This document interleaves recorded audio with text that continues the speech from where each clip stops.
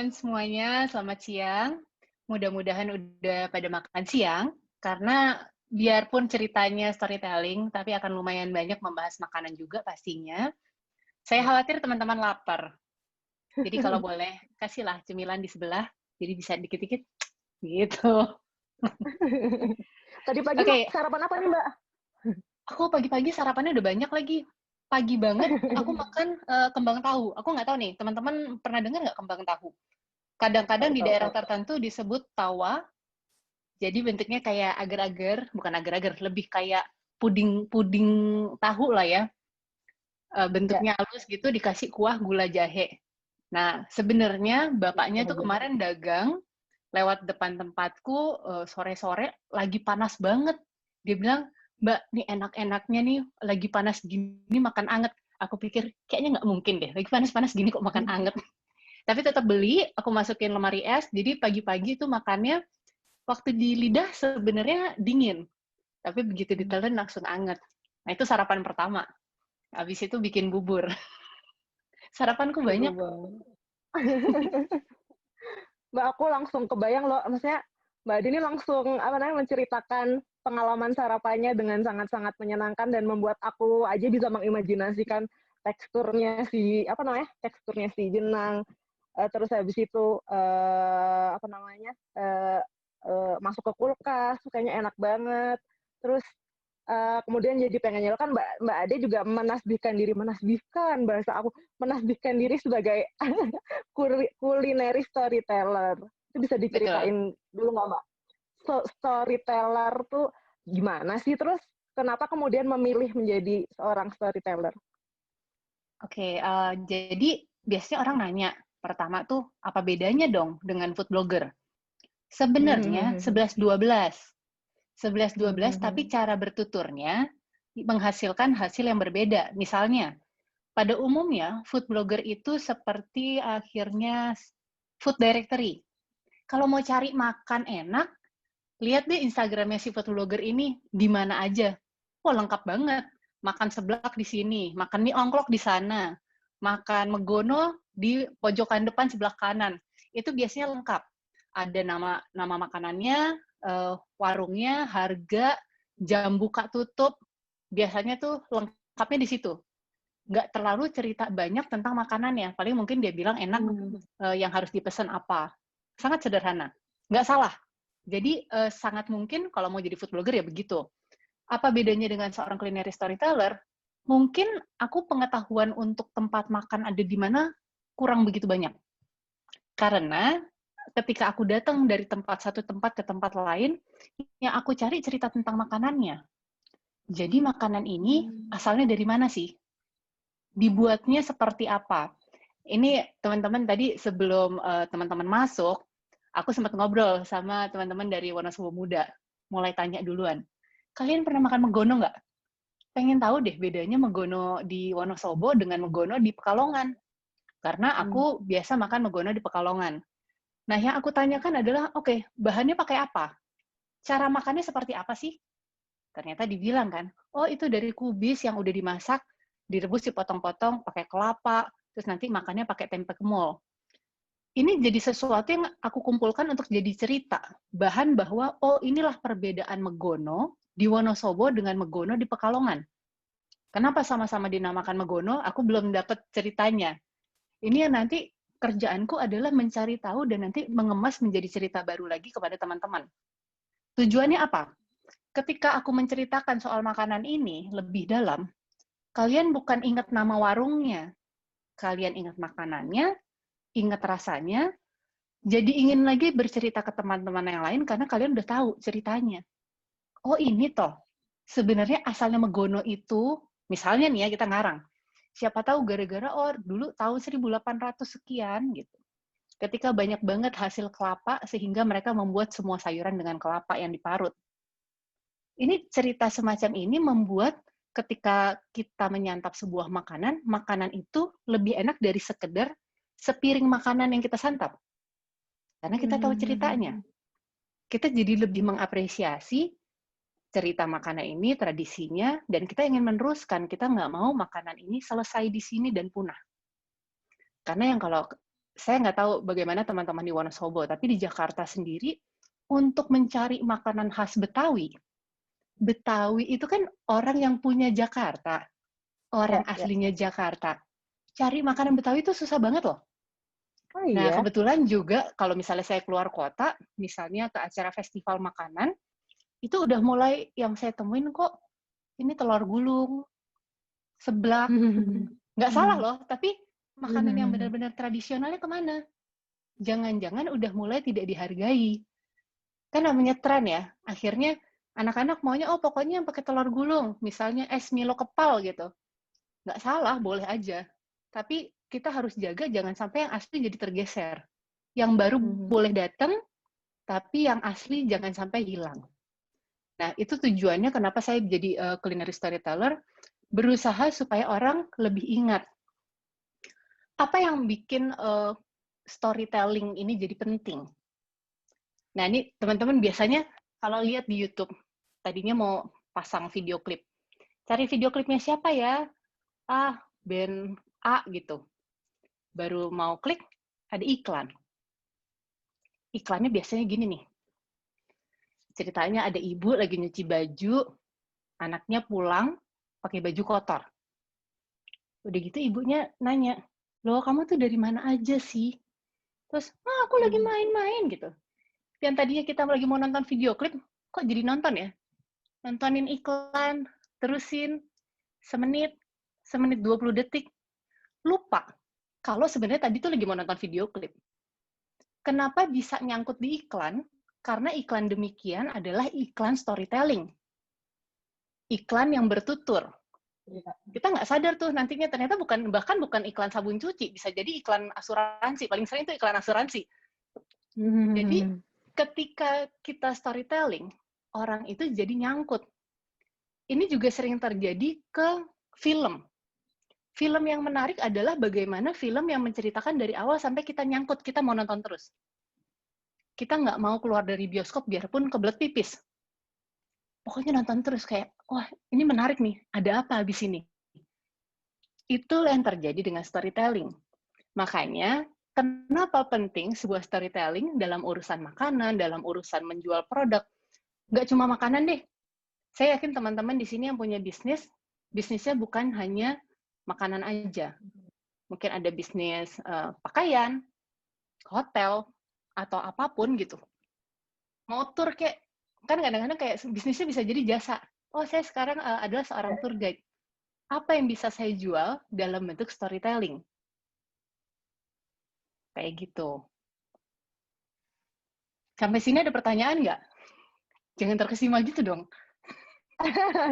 Teman-teman, BTW aku ingetin di awal, ini kita konsepnya ngobrol santai, jadi nanti kalau teman-teman ada pertanyaan langsung raise hand aja, nanti aku akan memberikan kesempatan teman-teman untuk bertanya langsung sama Mbak Ade. Oke ya Mbak ya.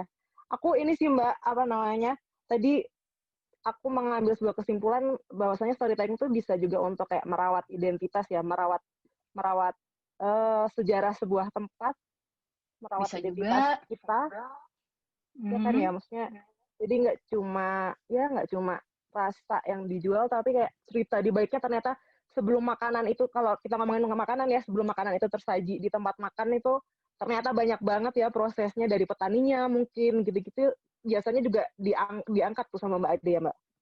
Iya, karena sebenarnya itu yang jadi menarik. Jadi aku kan mulai menulis soal makanan ini udah hampir 20 tahun lah ya. Dulunya juga mungkin cuma cerita soal judul makanannya, misalnya makan mie ongklok di Wonosobo, udah kelar. Toh aku pikir semua udah langsung tertarik. Nah, lama-lama sering makan, sering ngobrol sama yang masak, mulai tanya-tanya, Pak, nih kenapa sih namanya mie ongklok gitu? Dan kalau kita ceritain lagi, orang jadi tertarik karena, oh ternyata nama ongklok itu dari situ, suaranya. Dari cara membuatnya, misalnya. Yang tadinya orang nggak ngeh jadi, oh itu juga ya, gitu. Ketika orang mendapatkan pengetahuan baru yang ringan, disampaikan dengan cara yang menyenangkan, mereka akan mendengarkan. Mereka stay, mereka ingat, mereka meneruskan. Ini kan sama ceritanya ketika kita sekolah, kalau misalnya langsung dikasih angka-angka, dikasih rumus, itu nggak semua orang bisa nyangkut. Ya, Hanya ya, ya. anak-anak dengan kemampuan tertentu yang langsung, oh ya paham. Sementara dengan storytelling, oke kita tidak bicara fisika, kita bicara tentang pelajaran sejarah deh misalnya. Kalau misalnya didikte, nama presiden pertama adalah ini, presiden kedua adalah ini, terus lahirnya tahun sekian. Ya ampun, masa sih kita harus ngafalin ulang tahun presiden satu-satu? Tapi kalau misalnya diceritakan awalnya ketika kita dijajah, merdekanya tuh seperti apa, kemudian ini kayak cerita. Kita kan waktu membacakan cerita ke anak kecil, itu bentuknya bukan kita dikte, bukan eh, ini si kancil sedang mengambil 8 buah ketimun. Lantas dipergoki oleh Pak Tani. Gitu. Tapi kalau misalnya disampaikannya dengan cara bertutur, dengan cara menyenangkan, dia akan ingat. Bahkan bisa-bisa si anak kecil ini mulai bisa menghitung secara tidak sengaja. Karena disampaikannya dengan cara storytelling. Ini nggak sih Mbak ada, kalau Mbak Ade sendiri kayak ada rumusan gitu atau kayak kosakata atau apa ya, gimana milih kosakata yang pas dan menarik gitu-gitu, ada nggak sih Mbak tips-tipsnya gitu biasanya? Oke. Jadi kalau rumus sebenarnya nggak ada. Tapi aku paling suka tuh membaca. Aku yakin teman-teman di sini juga yang bikin konten atau lain-lain juga pasti suka membaca. Baca apapun deh. Mau baca koran kayak, baca buku resep. Membaca itu adalah membaca. Nah, yang harus diperhatikan adalah tidak membaca hanya dari satu sumber. Karena membaca dari satu sumber, kita tidak akan memperkaya kosakata. Jadi, kalau aku, kenapa yang aku baca tuh mulai dari Kompas, yang bahasa Indonesianya baik dan benar. Kemudian aku baca Twitter, yang bahasanya acak-acakan. Kita nggak tahu siapa yang kita follow. Itu ada yang bahasa Jawa, ada bahasa Batak, segala macam istilah-istilah modern, bahkan pengejaan yang sangat ngawur itu aku baca. Karena kita tetap bisa dapat inspirasi dari situ. Lagi-lagi, bagaimana kita memilih kata-katanya tergantung kita. Kan tergantung, misalnya teman-teman ada yang umurnya berapa, masih umur millennials? Ada ya, pasti banyak ya? Oke, nah itu kan bisa lihat, oh nih kayaknya akan keren kalau aku nulisnya pakai bahasa yang kekinian. Silakan aja. Jadi bahasa itu tidak ada patokan. Bahasa itu dalam bertutur storytelling tidak harus menggunakan bahasa Indonesia yang baik dan benar. Aku sendiri penggemar bahasa Indonesia yang baik dan benar, tapi bukan berarti semuanya harus ke situ. Kalau misalnya ada yang nyaman menulis dalam bahasa Jawa, kenapa enggak? Aku sangat suka menyelipkan kata-kata istilah Jawa dalam sebuah review makanan yang kebetulan makanan Jawa misalnya. Kemarin baru pulang dari Toba, aku selipkan beberapa istilah bahasa Batak. Itu sebagai bentuk apresiasi, sekaligus kasih bonus. Kayak, aku lupa nih ada bahasa Bataknya enak. Lupa namanya. Tapi langsung dikasih di situ, ditulis, itu memberikan apresiasi bahwa makanan ini enak. Orang Batak pun ngomongnya begini, gitu. Itu hal-hal yang sepele, nanti kita tinggal kasih tambahan kalau misalnya mau menjelaskan ini artinya apa, gitu. Jadi, sebenarnya nggak ada patokan. Lagi-lagi kan sebenarnya apa yang mau dikomunikasikan ke si pembaca. Ini lagi kita bicara lagi tentang branding tadi ya, misalnya mau jualan produk dengan storytelling. Kalau misalnya produknya yang kayak apa ya, kelihatannya sangat kebarat-baratan dan kalian memutuskan untuk menulis itu dalam bahasa Inggris, silakan. Jangan tiba-tiba dipaksain dalam bahasa Jawa atau bahasa Indonesia. Kalau memang nggak masuk, jangan. Tapi yang kita bicarakan di sini, bagaimana proses berceritanya. Oke, jadi tipsnya membaca buat banyakin kosakata, tapi juga kita adaptatif maksudnya dengan konteks yang akan kita akan kita tawarkan ke pembaca gitu ya Mbak Ade ya. Kalau kita mau cerita soal sesuatu yang mengangkat sebuah daerah, mungkin bisa kita selipkan sama bahasa-bahasa daerah terkait gitu. Ya. Terus ini ngomongin branding nih, ada yang nanya, Pak Hendro Iwanto, apakah culinary storytelling bisa dikaitkan dengan brand positioning kuliner kita? Mbak. Mana? Sorry, aku sambil baca ya. Oh, nggak ketemu. Pak Hendro. Panjang. Oke. Iya, udah panjang. Boleh dikasih ngobrol aja nggak Pak Hendro-nya? Biar langsung ngobrol. Dong. Pak Hendro boleh buka kamera ngobrol langsung. Nanti mungkin sekalian bisa ngenalin produknya. Jadi nanti bisa dikasih bumbu-bumbu sama Mbak Ade, dikasih resep rahasia. Mana nih Pak Hendro? Wah, udah melambai-lambai. Ayo Pak, suaranya nang di. Udah ya Mbak Ade. Oke, gimana Mak? Tadi pertanyaannya? Oh itu. Ya makasih Mbak Ade. Gini Mbak Ade, saya juga, saya kan lagi kuliner ya, bentar. Catering, ceritanya catering harian. Tertarik dengan isi dari ulasan dari Mbak Ade ini. Dari awal sampai akhir tuh mengalir enak itu dibaca ya. Terima kasih. Iya, makasih juga Mbak Ade diajari. Ini Mbak Ade, ini kan saya baca dari Mbak Ade itu, misal kita ngobrol satu masakan, bahkan saya tertarik dengan satu ulasan sederhana dari Mbak Ade soal sambal. Nah, di situ tuh ini, masakan Indonesia apa sih yang bikin kamu, kalau nggak salah, kayak selalu ada, itulah intinya gitu, sambal Mbak Ade. Oke. Jadi dia itu ada di mana-mana, intinya gitu ceritanya itu. Cerita dari produk makanan itu seperti ini ya gitu loh. Saya juga akhirnya ingin belajar. Terus kalau pertanyaan saya tadi, misal saya ada kuliner catering gitu ya, kira-kira saya tanya kayak apa ya biar orang itu kalau saya juga jalani catering, nggak cuma makanan gitu.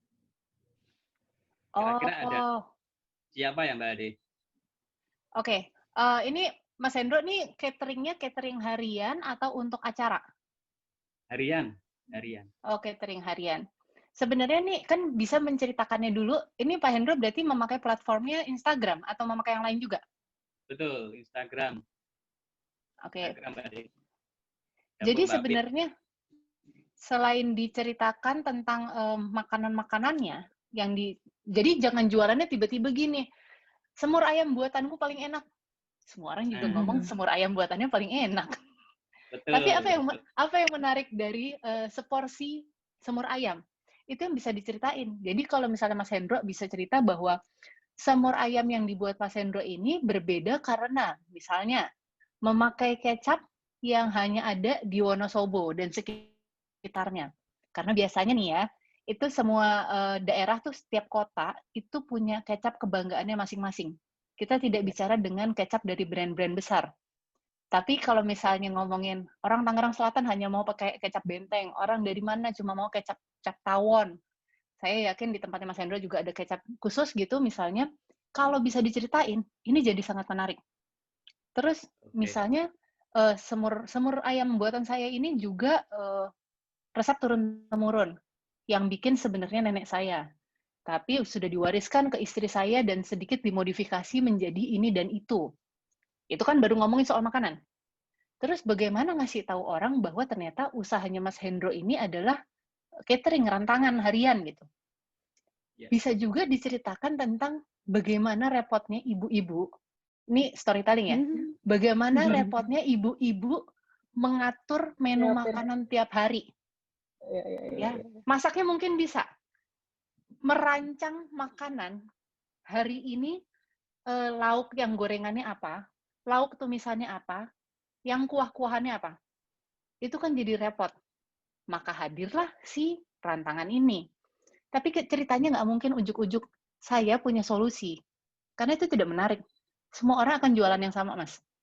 Jadi sebenarnya menceritakannya bagaimana Mas Hendro ini berusaha memilihkan makanan yang tepat dalam sehari-hari itu. Udah ada sayurnya yang juga berkuah. Udah ada proteinnya. Proteinnya itu bisa telur, bisa ayam. Diceritain aja. Nah, protein ini saya bikinin si perkedel jagung misalnya. Ini favorit anak saya yang kedua. Soalnya ada potongan udangnya. Ini nih ceritanya jangan tiba-tiba pokoknya, wah punya gue paling enak. Ya beneran nih Mas. Masalah enak atau tidak enak itu selera masing-masing. Tapi bagaimana membuat orang nyangkut adalah berpikir begitu baca, oh iya bener juga ya. Aku nih besok aja udah bingung. Hari ini udah bikin makanan 3 macam, besok 3 macam lagi aja aku udah bingung, apalagi nih. Karena suamiku udah mulai ngomel-ngomel, hari ini sawi lagi, besok sawi lagi. Sampai setahun nih kita mau makan sawi ke depan gitu. Tapi ketika disajikan cerita semacam ini, jadinya, oh ya udah, aku ambil aja cateringnya si Mas Hendro. Karena gampang, enak, dan nggak usah mikir. Tujuannya kan itu. Gitu ya, Mas? Oke. Sama-sama. Tetap saya harus belajar terus dari Mbak Ade. Ya, makanya nih ada kelas ini nih. Iya. Terima kasih. Terima kasih Pak Hendro. Menarik sih Mbak, aku sih nangkepnya kemudian ini ya Mbak, berarti mengangkat sesuatu yang ada di dekat itu juga bisa jadi jadi kekuatan sendiri ya, maksudnya kayak cerita soal ibu kita, makanan kesukaan bapak kita gitu, misalnya ternyata bisa jadi amunisi sendiri ya buat tulisan kita ya. Betul. Nah, ada lagi nih yang menarik. Seringkali teman-teman itu merasa apa yang ada di sekitarnya tidak semenarik itu untuk diceritakan. Maaf ya nih kalau aku masih bolak-baliknya ke dapur, nanti kecuali ada pertanyaan dari bidang lain. Misalnya, aku suka ngasih lihat masakan itu masih di kompor, masih dicobek. Aku emang sukanya makan gorengan tuh langsung ngambil sambal dari cobek gitu. Tapi waktu itu Mbak di rumah tuh nanya, ih Mbak ini kan jelek banget, yuk aku tata dulu gitu. Aku bilang sebenarnya yang menarik justru begini, jangan segala macam harus terlalu cantik. Coba deh, ini bapak-bapak di sini kalau ngelihat pasti suka ngelihat perempuan cantik yang dandan. Tapi banyak juga perempuan jadi tampak lebih cantik ketika tampil apa adanya. Setuju ya? Ngangguk dong. Asik. Nah, jadi menurutku juga begitu halnya dengan makanan. Makanan yang tampak cantik itu memang enak dilihat. Tapi kita kan sering sekali melihat makanan di dapur itu yang langsung, wah baru jadi. Itu yang seksi buat saya. Yang kayak langsung pengen makan.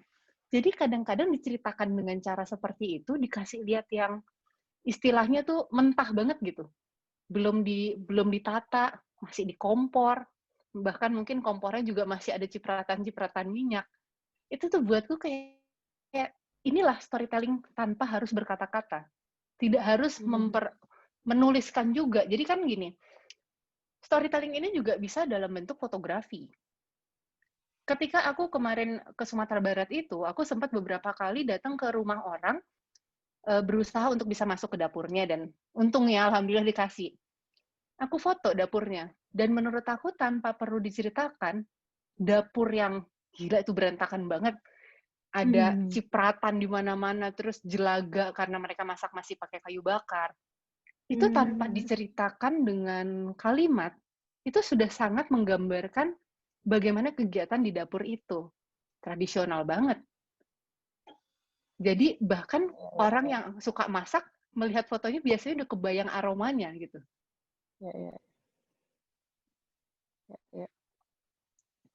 Oke, sebelum aku lanjut pertanyaan, mungkin teman-teman yang lain dari bisnis lain mungkin mau ngobrol langsung sama Mbak Ade, resen aja. Nanti biar ini nih, biar dari tadi kok ngomongin makanan mulu, ini aku bisnis bisnis baju atau apa. Aku sebenarnya ini sih Mbak, sambil nunggu ya, aku bisnis hotel Mbak, aku jadi di Dieng, terus habis itu ngeran hotel di Dieng, terus aku ini sih marketingin juga, jadi belajar banget juga sih Mbak, dari dulu bikin caption cuma pakai quote nyontek di Tumblr dan Twitter, terus habis itu kemudian memang trennya harus storytelling dan menceritakan. Terus emang beda banget Mbak dari dulu quotes gitu, jadi orang-orang yang nge-like ya berapa doang, terus ketika aku storytelling terus menceritakan kayak cara pergi ke Gunung Prau gitu misalnya, semua orang ternyata lebih teredukasi, jadi lebih pengen kesini, terus kayak engagement di sosial media juga tinggi gitu. Iya sih, aku jadi belajar banget sih Mbak, tapi ya masih banyak penasarannya sih Mbak.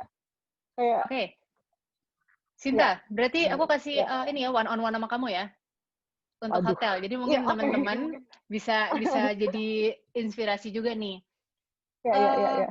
Sinta nih selain pakai Instagram, kamu juga pakai nggak platform lain yang urusannya dengan penginapan?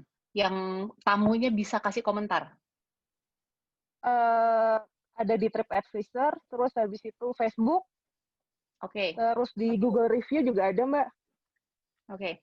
Nah, yang sebenarnya Sinta bisa tawarkan di penginapan ini harusnya bukan cuma sebagai tempat orang tidur dan sarapan, tapi juga full experience kan. Aku nih dari Jakarta nggak tahu apa-apa soal Dieng. Gimana caranya aku mau ke sana? Nah, ketika Sinta udah kasih opsi, misalnya, oke, bisa naik kereta kemana nanti dijemput, naik pesawat kemana dijemput, atau kalau naik mobil langsung dikasih patokan. Nah, dari situ Sinta udah bisa bikin kayak itinerary. Jadwalnya mau berapa hari sih? Dikasih pilihan lah. Kan ada banyak turis yang tidak se-adventurous itu.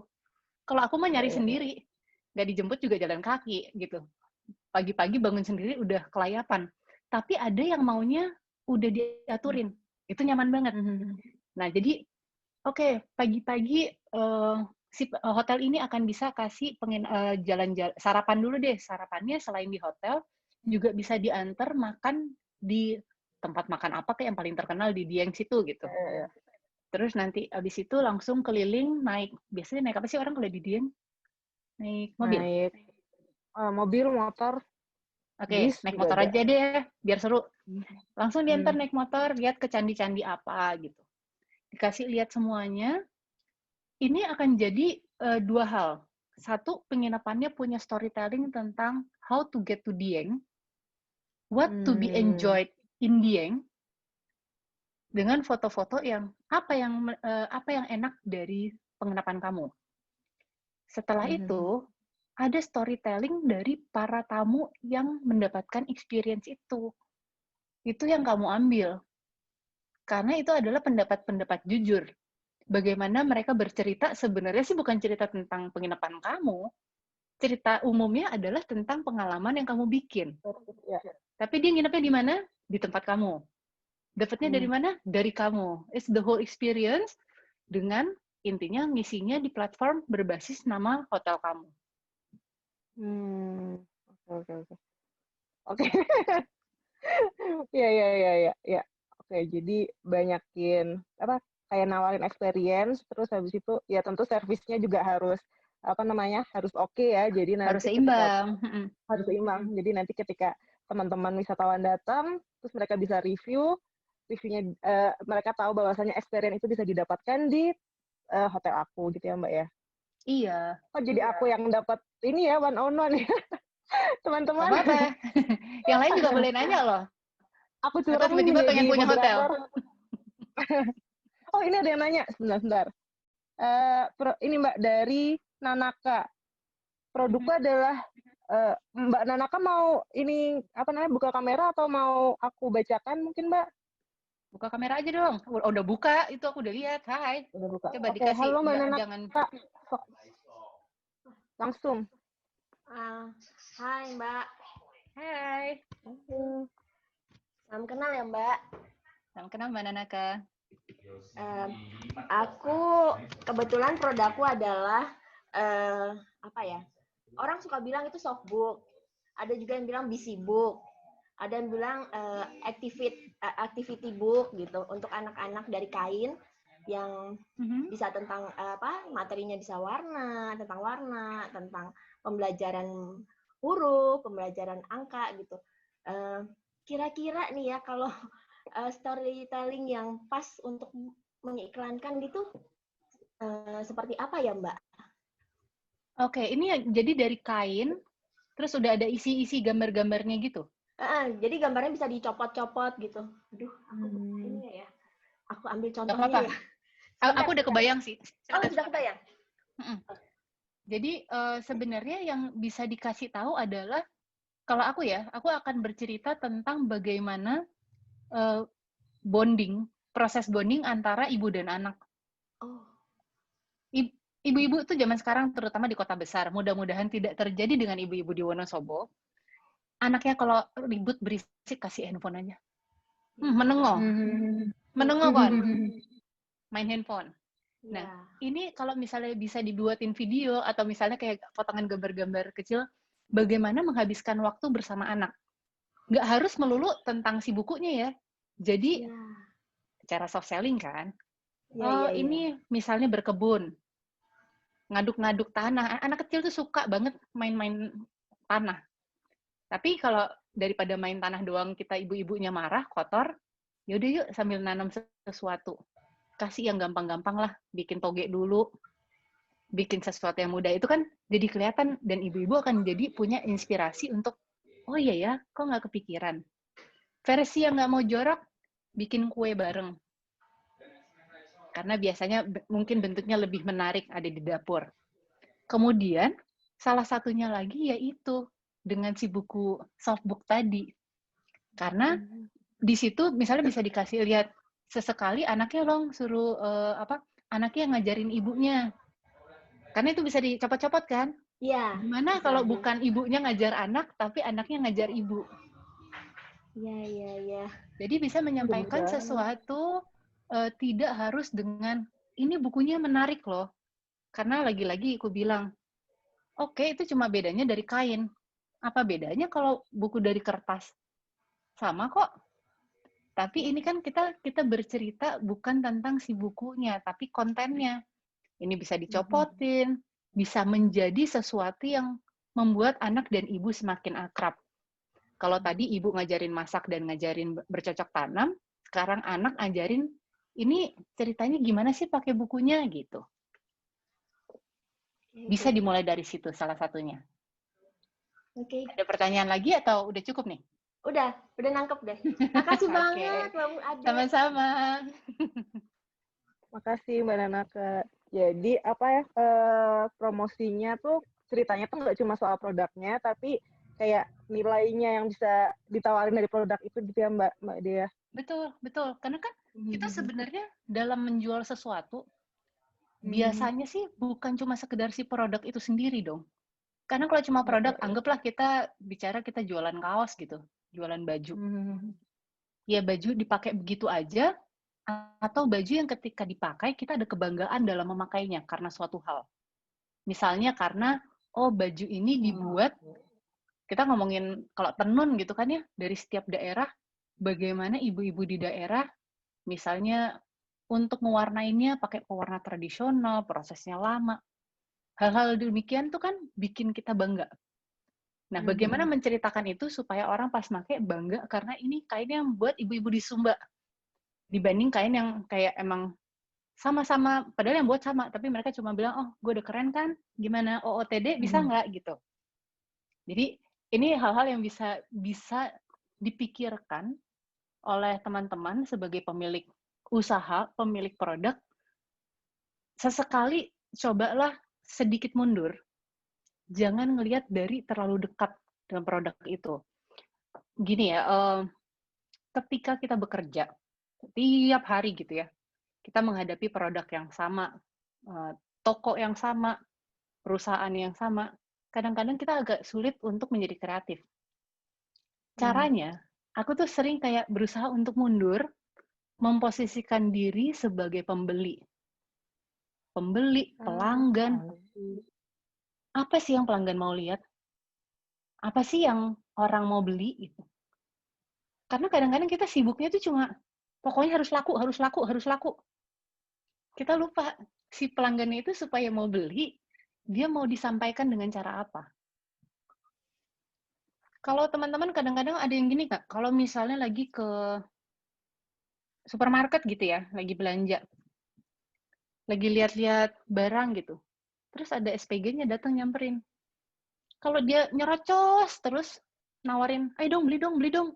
Ini diskon loh Pak, ini diskon loh Bu, ini gini loh, beli 2 gratis 3 gitu. Itu kadang-kadang antara emang mau beli, atau akhirnya kita beli cuma karena, aduh berisik banget, yaudah sini tak beli aja gitu. Tapi kan berarti cuma sekali, nggak balik lagi. Nah, kalau misalnya kita menarik diri, kita mundur, kita lihat dari jauh gitu. Misalnya teman-teman ada yang punya kedai kopi, ada punya restoran. Sekali aja, 1 hari atau 2 hari, jangan kerja. Tapi duduk aja, duduk-duduknya di seberang warung kopinya, jangan di warung kopinya. Di seberang, ngeliatin. orang tuh ngelihat warung kopiku kayak apa sih? Menarik nggak ya? Kira-kira apa ya orang yang bikin orang tuh pengen mampir? Berarti apa yang kurang ya? Itu kan kelihatan kalau kita menarik diri jauh, mundur, ke seberang. Kalau kita di dalamnya tuh kurang bisa, karena setiap hari di situ. Oke. Ya. Sampai di sini ada pertanyaan? Teman-teman yang lain ada pertanyaan? Seru banget ya sih. Harus dipraktekin sih. Kalau ini ilmu baru Mbak, aku belum dapat Mbak. Kayak kita harus nggak kerja terus ngeliat dari luar, ngeliat dari kejauhan. Iya juga sih, benar. Selama ini nggak maksudnya selama ini kan selalu mikirnya kayak untung. Gimana caranya ya, rame, gimana caranya. Tapi kita nggak memposisikan dari jadi apa namanya, jadi konsumen ya, kita jadi orang yang jual ya, produsen ya. Jadi betul. Mikirnya produknya udah bagus. Aku rasa juga kadang-kadang gini, mungkin teman-teman memulai usaha dari passion. Tapi ketika akhirnya udah terjun, setiap hari ada di bisnis itu, passion ini kadang-kadang terlupakan. Kita sampai suka lupa, kenapa dulu kita memulai usaha ini? Apakah karena kecintaan kita terhadap pekerjaan ini, terhadap produk ini, atau emang benar-benar cuma mau cuan aja, mau duit? Kalau mau cuan aja, ya udah, nggak usah keluar, udah di situ terus. Tapi percaya deh, rasanya kerjanya kayak robot. Ya. Ini menurutku untuk pekerjaan apapun, step back itu perlu. Saya tahu betapa perlunya kita bekerja, tapi kalau kita terus-terusan maju, nggak ada sedikit mundurnya untuk melihat secara luas, kreativitas kita mendem. Beneran jadi robot aja. Ya. Gitu teman-teman. Coba kasih value lagi ke apa namanya barang yang kita pasarin sih, aku nangkapnya. Ini ada pertanyaan dari Mbak Muslimah. Mungkin Mbak Muslimah mau nanya langsung, yuk. Mana nih Mbak Muslimah? Oh. Oke, halo. Halo. Ya, aku pengen nanya nih, kalau misal bisnis kita itu semacam kayak reseller gitu atau B2B lah, yang mana kita nggak produksi barang sendiri, entah itu baju atau skincare atau makanan gitu. Kira-kira gimana sih cara story wawasan kita tentang produknya terbatas, karena itu bukan karena kita ngambil dari banyak supplier. Nah, itu kalau menurut Kak Ade itu gimana cara menyampaikan? Oke. Nah, berarti ini tadi barangnya apa sih? Kopi gitu-gitu ya? Kayak skincare, terus ya apa barang-barang yang reseller gitu Mbak, gimana caranya? Produknya bukan kita yang memproduksi. Oke. Nah, kalau sebenarnya sih ketika kita jadi reseller, apa yang membuat Mbak Muslimah ini misalnya memutuskan untuk menjadi reseller barang tersebut? Karena lagi diomongin orang kah? Artinya nilainya lagi tinggi? Untuk saat ini lagi tinggi gitu. Cuman kan dia jadi beragam banget tuh Mbak, nggak cuma satu, namanya satu tipe masker aja tuh rare. Bisa jadi salah satunya salah satunya misal itu lagi banyak yang ngomongin, banyak yang pakai, jadi demand-nya kan mulai kelihatan naik tuh, terus kita coba masuk deh ke sini gitu. Oke. Ya. Itu sebenarnya cara salah satunya misalnya membuat storytelling, gimana Mbak Muslimah mencoba beberapa jenis masker, atau bagaimana Mbak Muslimah merawat kulit wajah sendiri. Kemudian akhirnya dari coba berbagai macam, akhirnya cocok sama si yang Mbak Muslimah jual ini sekarang kenapa? Itu sebenarnya salah satu cara storytelling. Gini, kalau misalnya saya yakin teman-teman di sini memakai Facebook juga ya, itu biasanya suka tiba-tiba keluar tuh.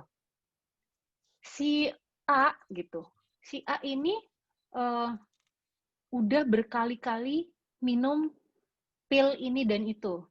Terus apa yang terjadi? Dia malah sampai masuk ke rumah sakit. Terus biasanya terus tulisannya adalah kenapa sampai masuk rumah sakit? Padahal kita klik itu dia lagi cerita, terusin. Itu storytelling lagi tuh. Storytelling bahwa dia masuk rumah sakit karena ternyata pil-pil tersebut misalnya mengandung bahan-bahan yang tidak aman untuk tubuh. Kemudian akhirnya dia harus pergi konsultasi ke ini itu, sampai suatu saat temannya nelpon dan bilang, ini kamu saya kasih program ini aja, mau nggak ikutan? Nggak bayar kok.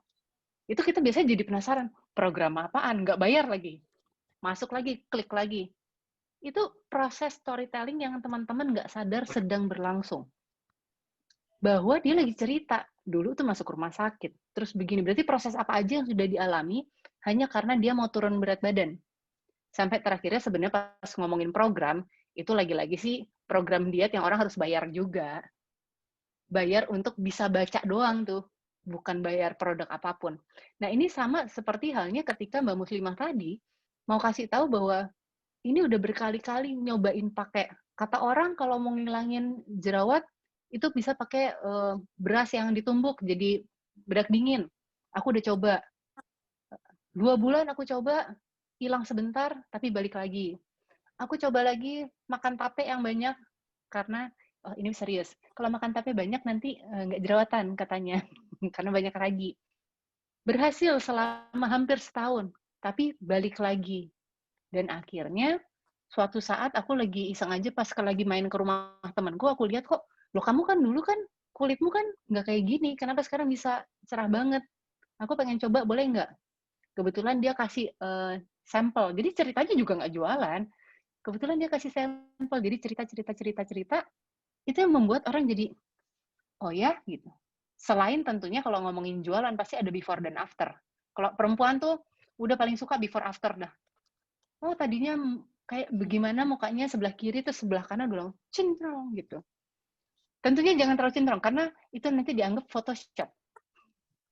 Tapi lagi-lagi gini ya, kita kan ngomongin tentang hasil, ngomongin cerita.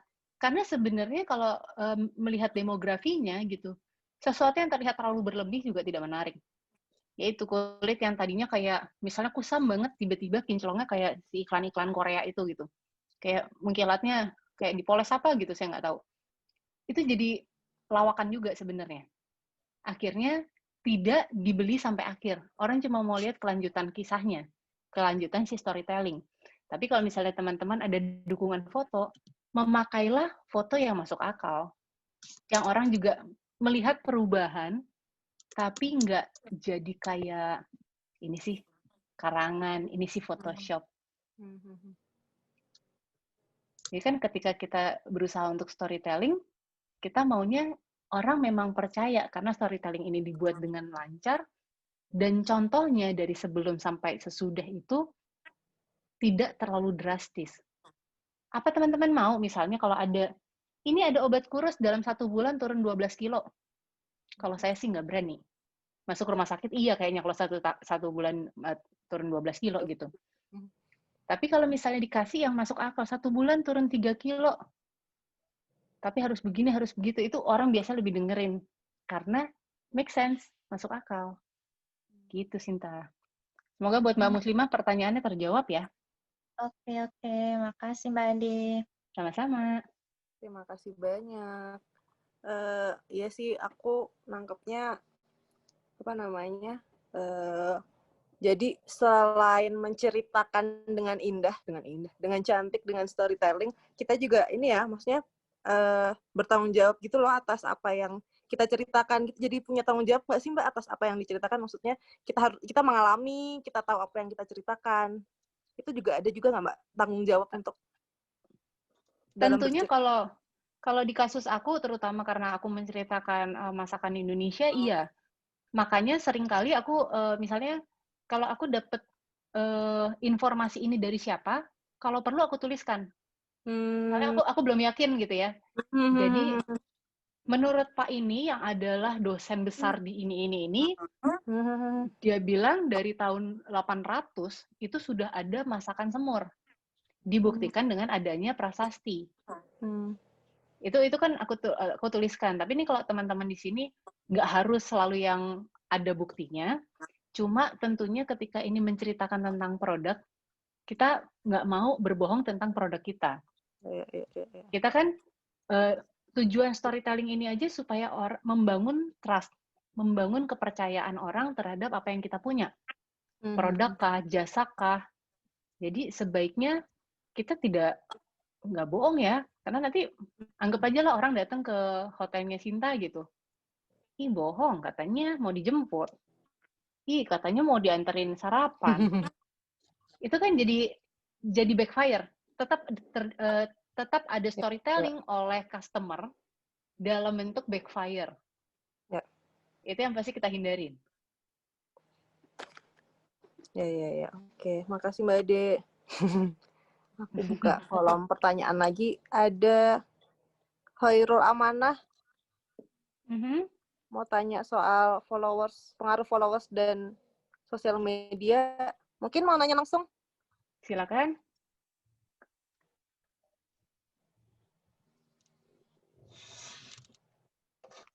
Halo. Mana? Belum muncul. Mana sih? Aku juga lagi nyari namanya nih. Khairul Amanah. Halo. Ya. Oh, oke. Halo. Halo. Kok di-mute lagi? Mbak Khairul? Atau oke, dibacain aja tadi ya. Ya. Bentar. Pengaruh di followers atas tadi pertanyaannya. Pengaruh followers terhadap promosi di sosial media, Mbak. Seberapa berpengaruhnya followers kalau kita promosi di media sosial? Oh, oke. Jadi tidak berkaitan secara langsung ya. Banyak ternyata masih ada orang yang beranggapan bahwa kalau misalnya saya tulis saya jualan nih nasi goreng cuma ada 100, terus like-nya 100 berarti laku semua. Ya enggak. Mungkin karena fotonya bagus atau karena cara bertuturnya baik. Jadi sebenarnya kalau misalnya secara langsung tidak ada, tapi membangun awareness tentu saja ada. Ini sama seperti apakah kalau saya pasang iklan di billboard yang entah harganya berapa puluh juta sehari itu, apakah otomatis artinya produk saya dibeli? Enggak juga. Tergantung materinya memang. Tapi kalau kita bicara awareness, jadi akhirnya anggap aja tadi kayak Mas Hendro gitu kan punya catering, rantangan gitu. Apakah kalau diiklankan orang langsung beli? Belum tentu. Tapi orang jadi ingat, kalau suatu hari aku perlu rantangan, catering setiap hari, aku kontak siapa ya? Oh, itu dia, cateringnya, catering pit ya, kalau nggak salah tadi namanya. Rantang pit atau apa. Udah inget. Karena udah sering lihat, terus membaca, sampai masuk di pikiran bahwa, oh, jadi penasaran juga sih, pengen makan perkedel jagung yang katanya ada udangnya itu, yang kesukaan anak-anaknya. Itu kan dibangun. Nggak mungkin direct. Biarpun bisa dibuat direct. Ya. Kan kalau sekarang misalnya memakai platform Instagram, Facebook, dan lain-lain, sudah ada features untuk beli langsung misalnya, masuk ke WhatsApp. Jadi bisa dikondisikan demikian, tapi bukan berarti, karena ada beberapa orang yang bertanya sama saya, Mbak, aku tuh followersnya cuma segini-segini aja, apa aku beli followers ya? Buat apa? Let's say kita bicara nih teman-teman di Wonosobo. Kalau beli followersnya dapetnya dari mana misalnya? Followersnya ada yang di Papua, ada yang di Kalimantan, ada yang di Jakarta. Tapi ternyata jualannya warung makanan yang langsung jadi, siap jadi. Buat apa?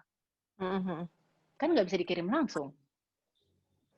Jadi kalau misalnya mau memasang iklan bisa daripada beli followers, karena menurut saya beli followers itu adalah sesuatu penistaan terhadap diri sendiri.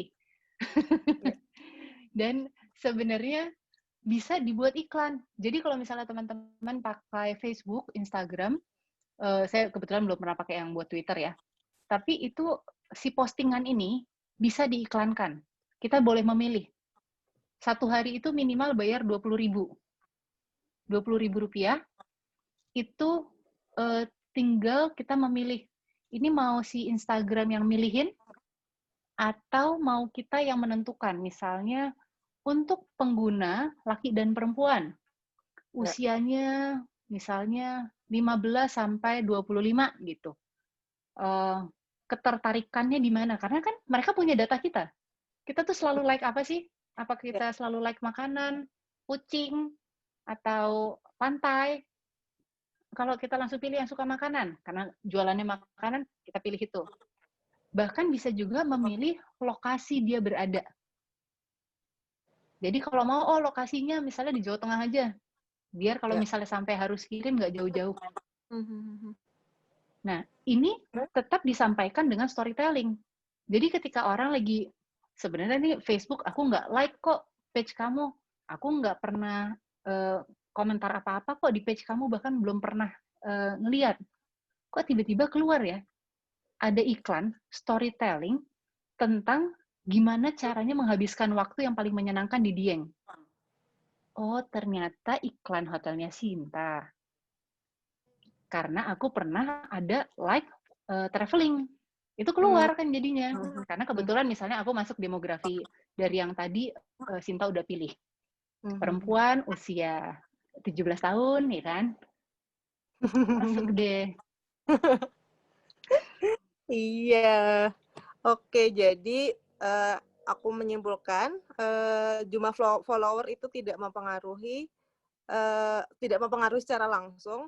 Alangkah lebih baik kita bangun produknya dari mungkin fotonya bagus, terus cara bertuturnya oke, terus itu kita bangun pelan-pelan, terus habis itu kita mungkin bisa lengkapin dengan belajar mainin ads gitu ya Mbak ya. Yes, benar. Terus ini ini pertanyaan pribadi Mbak, ada nggak sih Mbak skill atau kepekaan dasar yang maksudnya kita harus punya untuk bisa storytelling? Kan maksudnya kalau tadi foto bagus, cara bertutur oke, tapi startnya tuh dari mana sih Mbak? Kepekaan apa yang harus dipunya di awal? Ketika kalian punya passion, harusnya kepekaan itu juga ada dengan sendirinya hadir terhadap si produk itu. Anggap aja misalnya tentang kopi ya gitu. Ada teman yang punya produk kopi. Kepekaan terhadap kopi itu akan datang karena memang dia punya passion. Jadi dia bisa melihat bahwa pas lagi lihat-lihat Instagram orang atau lihat foto di majalah tentang kopi, di mana yang menurut dia ini bagus dan bisa ditiru. Kalau bicara tentang foto, tentang artikel, tentang bacaan juga dia bisa lihat bagian yang mana yang menarik. Oh, ini nih karena fotonya di cangkirnya masih cangkir yang anggap aja misalnya pakai batok kelapa gitu. Kan kalau orang di Sumatera Barat ada minum air daun kopi itu pakai itu. Terus jadi menarik karena ini. Oh, aku bikin juga deh. Itu kan kepekaan seperti itu. Juga dia bisa melihat ketika coffee shop-nya dia, kok orang-orang jadi beralih ya, nggak mau ke tempatku lagi. Padahal kopiku paling enak. Oh, ternyata mungkin karena anak-anak muda sudah nggak mau minum kopi tradisional. Mereka maunya minum kopi-kopi yang sudah dicampur essence, dicampur barang-barang modern lah, misalnya ada boba, ada jelly. Hal-hal seperti ini sebenarnya harus menjadi kepekaan. Tapi misalnya anggap aja si yang punya coffee shop ini dia idealis. Aku nggak mau bikin kayak gitu. Tapi pas dipikir-pikir, kalau nggak kayak gitu, orang nggak beli. Berarti harus menonjolkan apa? Si storytelling tadi. Bagaimana caranya storytelling ini membuat bahwa kopi tradisional ini lebih cool dibanding ice coffee dengan jelly, dengan boba, dan lain-lain. Kita tidak bisa membuat orang jadi berhenti suka sama boba. Tapi kalau mau bikin orang lebih suka sama yang tradisional, kita harus merancang narasinya bahwa ini adalah hal yang keren. Orang-orang tuh cuma mau hal yang keren kok. Percaya. Yang diikutin kan selama ini apa yang mereka pikir keren. Jadi bagaimana membuat ini jadi keren adalah si narasi tadi. Misalnya kita bisa lihat, si tamu-tamu ini biasanya kan dulu mereka tuh ngefansnya sama si artis Korea mana lah gitu. Ternyata si artis Korea itu suka minum kopinya aja kopi yang tradisional. Dia cuma minum espresso atau dia cuma minum Korea nggak ada kopi tubruk sih ya. Tapi minuman yang sederhana. Nah, itu sebenarnya bisa jadi comparison bahwa aku mau bercerita, ini orang-orang yang kalian anggap keren pun memilih untuk meminum kopi yang sangat sederhana. Yang tidak ditambahkan ini itu hanya demikian.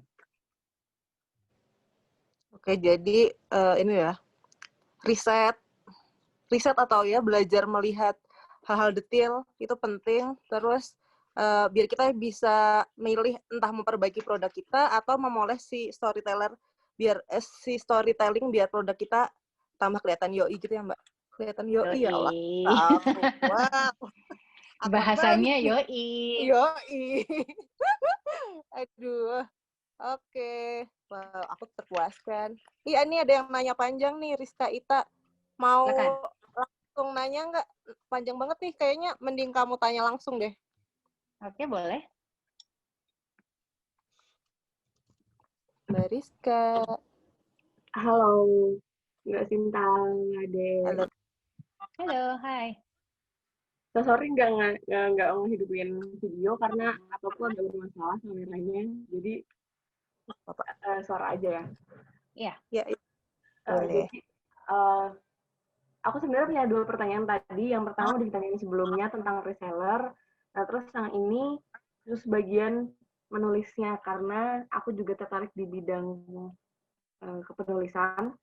Dan culinary storyteller itu aku baru tahu hari ini bahwa memang beda sama food blogger gitu. Nah, storyteller kan akan menceritakan apa di balik sepiring makanan itu kan Mbak sebenarnya. Yeah. Bukan cuma menarik orang untuk makan secara langsung. Nah, tapi kan sekarang kita lebih banyak scrolling yang itu tuh ketika satu konten muncul di timeline kita nggak akan punya banyak waktu untuk memperhatikan satu demi satu. Biasanya hitungan detik.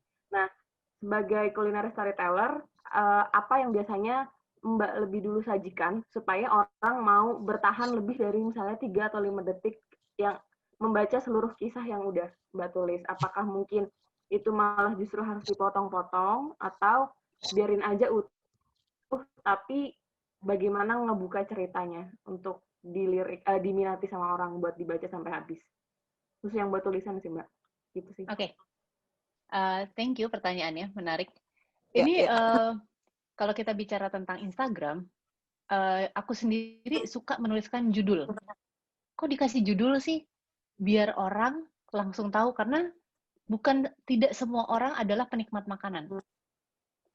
Jadi kalau dikasih judul, bagaimana ngasih judul?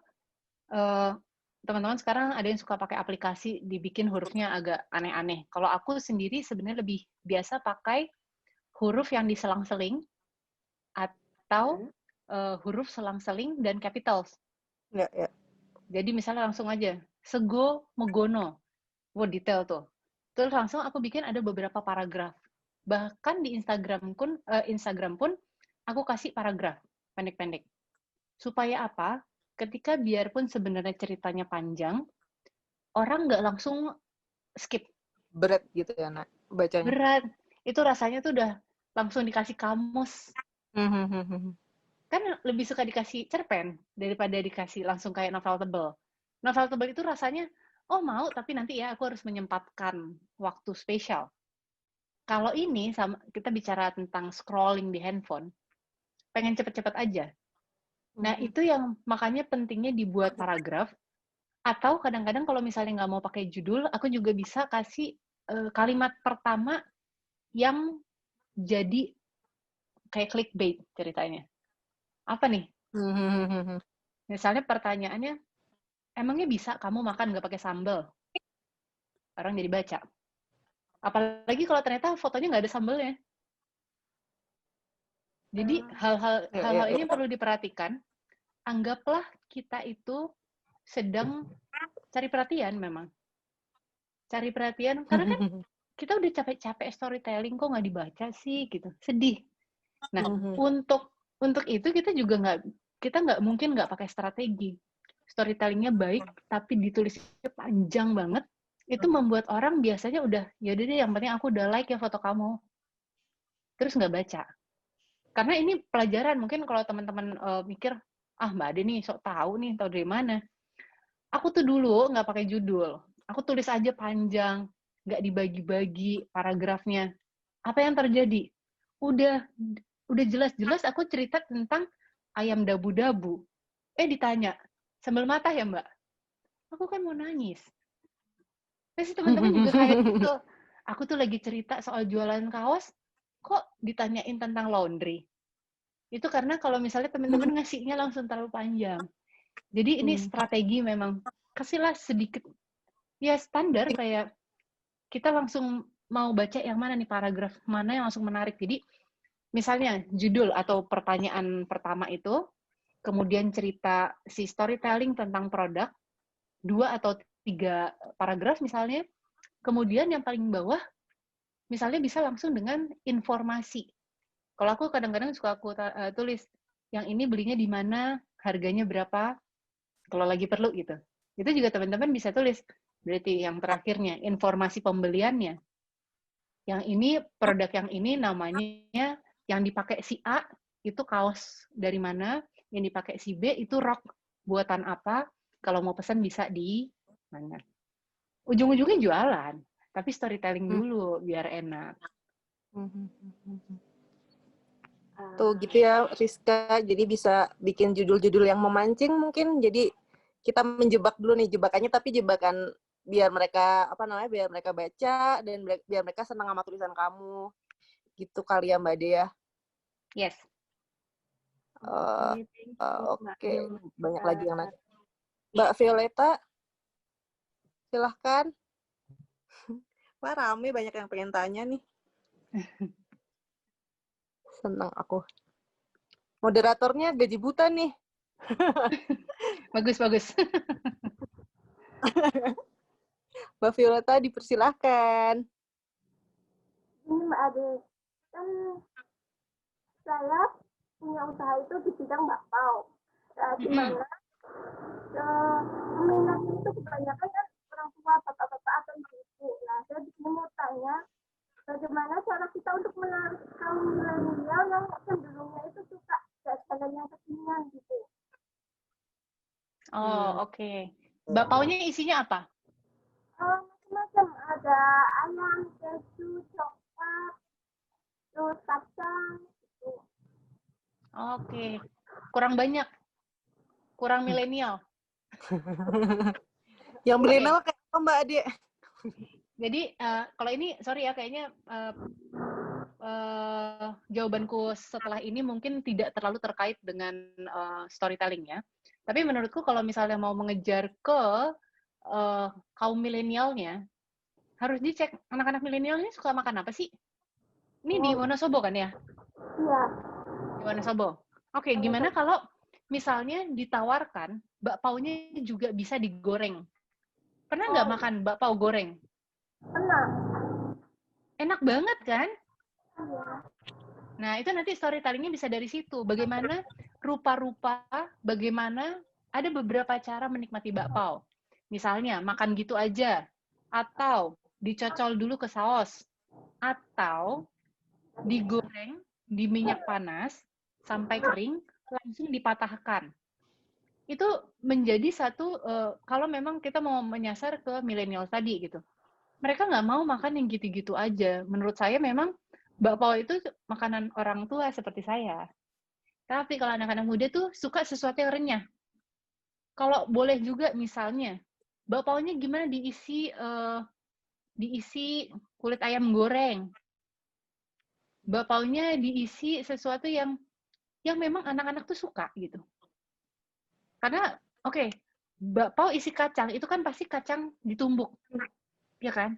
Gimana kalau isi kacangnya itu kacang-kacang, orang tuh makan apa sih? Makan pilus ya? Kalau bakpaonya isi pilus gimana? Mungkin nggak gitu. Mungkin aja harus membuat inovasi. Karena percayalah bahwa anak-anak sekarang itu hobinya tuh cari sesuatu yang baru. Ngelihat Instagram, ngelihat Twitter, ngelihat YouTube, maunya ngikutin apa yang orang makan. Nah, berarti sekarang kalau menurutku Mbak Violeta bisa mulai melihat kalau misalnya di luar itu orang lagi tren makan apa sih? Produknya nggak usah diganti bakpaonya. Bakpaonya sama, tapi dalamnya atau luarnya yang diganti. Kalau misalnya ada yang menarik di luar negeri itu suka makan coklat tapi pedes. hah, emangnya enak coklat tapi pedas? Tapi anak-anak muda tuh biasanya mau nyoba sesuatu yang baru. Jadi gimana kalau mulai eksperimen, isinya lebih macam-macam. Jadinya orang nanti kalau misalnya ke Wonosobo langsung cari. Pokoknya bapaknya sih Mbak Violeta itu deh, yang isinya macam-macam. Yang aneh, tapi tetap bisa dinikmati, terus orang jadi kepikiran terus. Itu bisa jadi barang oleh-oleh yang wajib. Sama-sama Mbak Violeta. Oke. Jadi ini ya Mbak, riset apa namanya? Riset pasar juga perlu ya, Mas Zahro. Emang dia daftar tadi Mas Zahro? Ya, ada yang kaget dia. Nah, semua kaget. Iya, wow. Gitu ya Mbak. Jadi riset, maksudnya kita punya target konsumen usia berapa, demografi itu juga penting buat kita bikin strategi strategi pemasaran kita dari produknya yang kita mau kita jual kayak apa, terus nanti mungkin ngaruh tone-nya juga ya Mbak, tone storytellingnya sendiri juga ya Mbak ya. Sangat pengaruh, betul. Tentunya kan kalau kita udah tahu nih target marketnya, sama seperti kita mau bercerita. Kita mau cerita sama orang tua kita dengan cerita ke anak-anak yang masih balita, itu kan beda. Yang mau disampaikan apa, cara bertuturnya seperti apa. Apakah iya kita ngomong sama orang tua kita gini, jadi ini udah pernah lihat belum? Ada si kancil lagi lompat-lompat. Ya kan nggak nyambung. Ya. Begitu juga sebaliknya. Jadi memang harusnya teman-teman di sini yang memang sudah punya usaha itu sudah membayangkan, memposisikan brandingnya ini mau di mana. Jadi memang walaupun disampaikan dengan cara yang sama storytelling, cuman arahnya mau kemana supaya nggak bingung. Kalau terlalu luas, oh ya dari anak-anak sampai orang dewasa mau semua. Oke, boleh. Ini anggap aja kita ngomongin rumah makan ya. Tapi brandingannya tetap harus diposisikan. Ketika kita mau pasang iklan atau berceritanya ke siapa? Kalau rumah makan, saya akan sarankan lebih ke kalau nggak memang anak muda sebagai sasarannya atau ibu-ibu. Kenapa? Karena bapak-bapak semua di sini juga pasti setuju bahwa yang megang dompet tetap ibu. Yang menentukan makan di mana itu tetap ibunya. Tuh. Terus gimana? Oh, ini ada pertanyaan lagi. Banyak nih. Tadi Fatima Zahro mungkin mau nanya langsung. Ini panjang juga nih. Halo Mbak. Hai, halo Zah. Ade. Dari Temanggung, halo. Mbak. Dari Temanggung. Kandangan, bukan? Mbak Sinta. Ya. Mbak, aku mau tanya nih, udah aku ketik dan sangat panjang. Nggak apa-apa.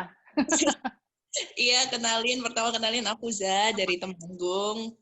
Nah, aku lebih tanya soal teknis menulis nih Kak. Jadi kan aku tuh orangnya tuh lebih suka untuk bercerita dengan cara bertutur kayak gitu. Jadi berbicara. Nah, terus kayak susah untuk memindahkan gaya, maksudnya untuk memindahkan gimana sih bercerita dengan bertutur ke bercerita dengan cara tulisan. Karena problemnya itu kalau semisal bercerita, terkadang kalau bercerita dengan cara nulis itu malah terkadang bahasanya terlalu panjang kayak gitu. Jadi kayak benar-benar panjang gitu. Aku nulis pertanyaan aja sepanjang itu, Kak. Panjang atau bahkan mungkin terlalu alay, terlalu ramai kayak gitu. Jadi kayak aku punya excited, jadi harus banyak emot kayak gitu. Kalau misalnya atau apa kayak gitu. Nah, apalagi di sini aku pengen konsen untuk ke isi konten Instagram yang mau dimasukin ke feeds gitu.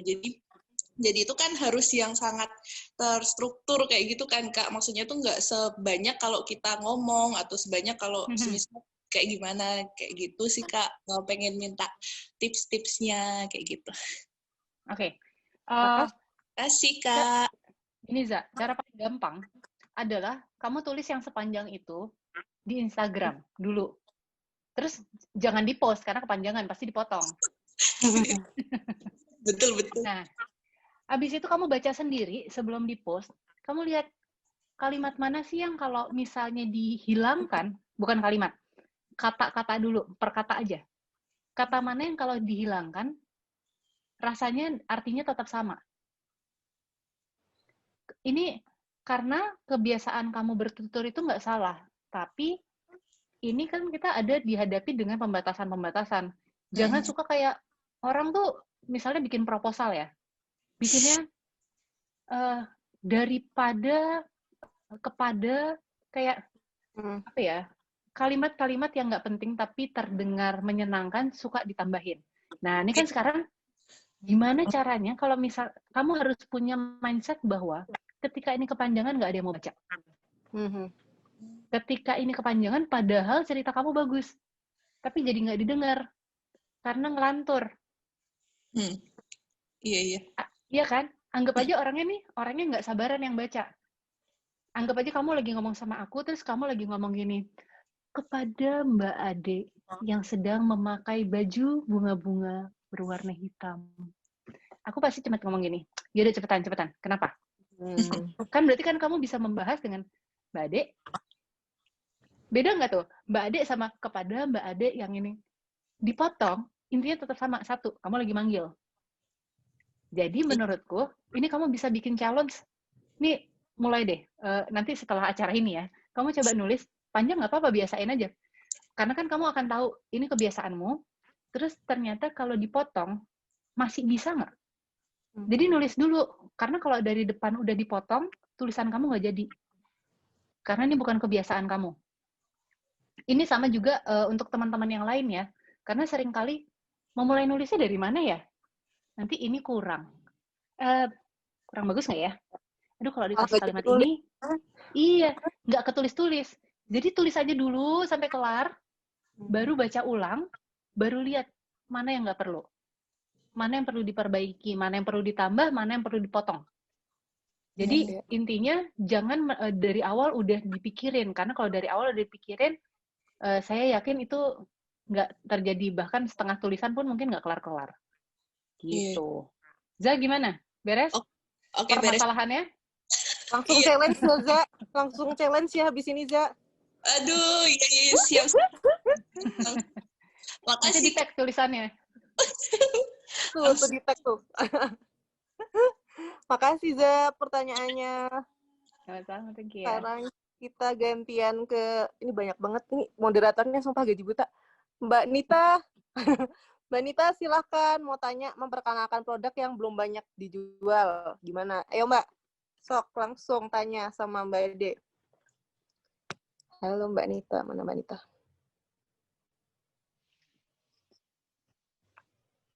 Mbak Nita. Oh, ini Mbak Nita udah tapi belum di-unmute. Oke. Di-unmute dulu, Mbak.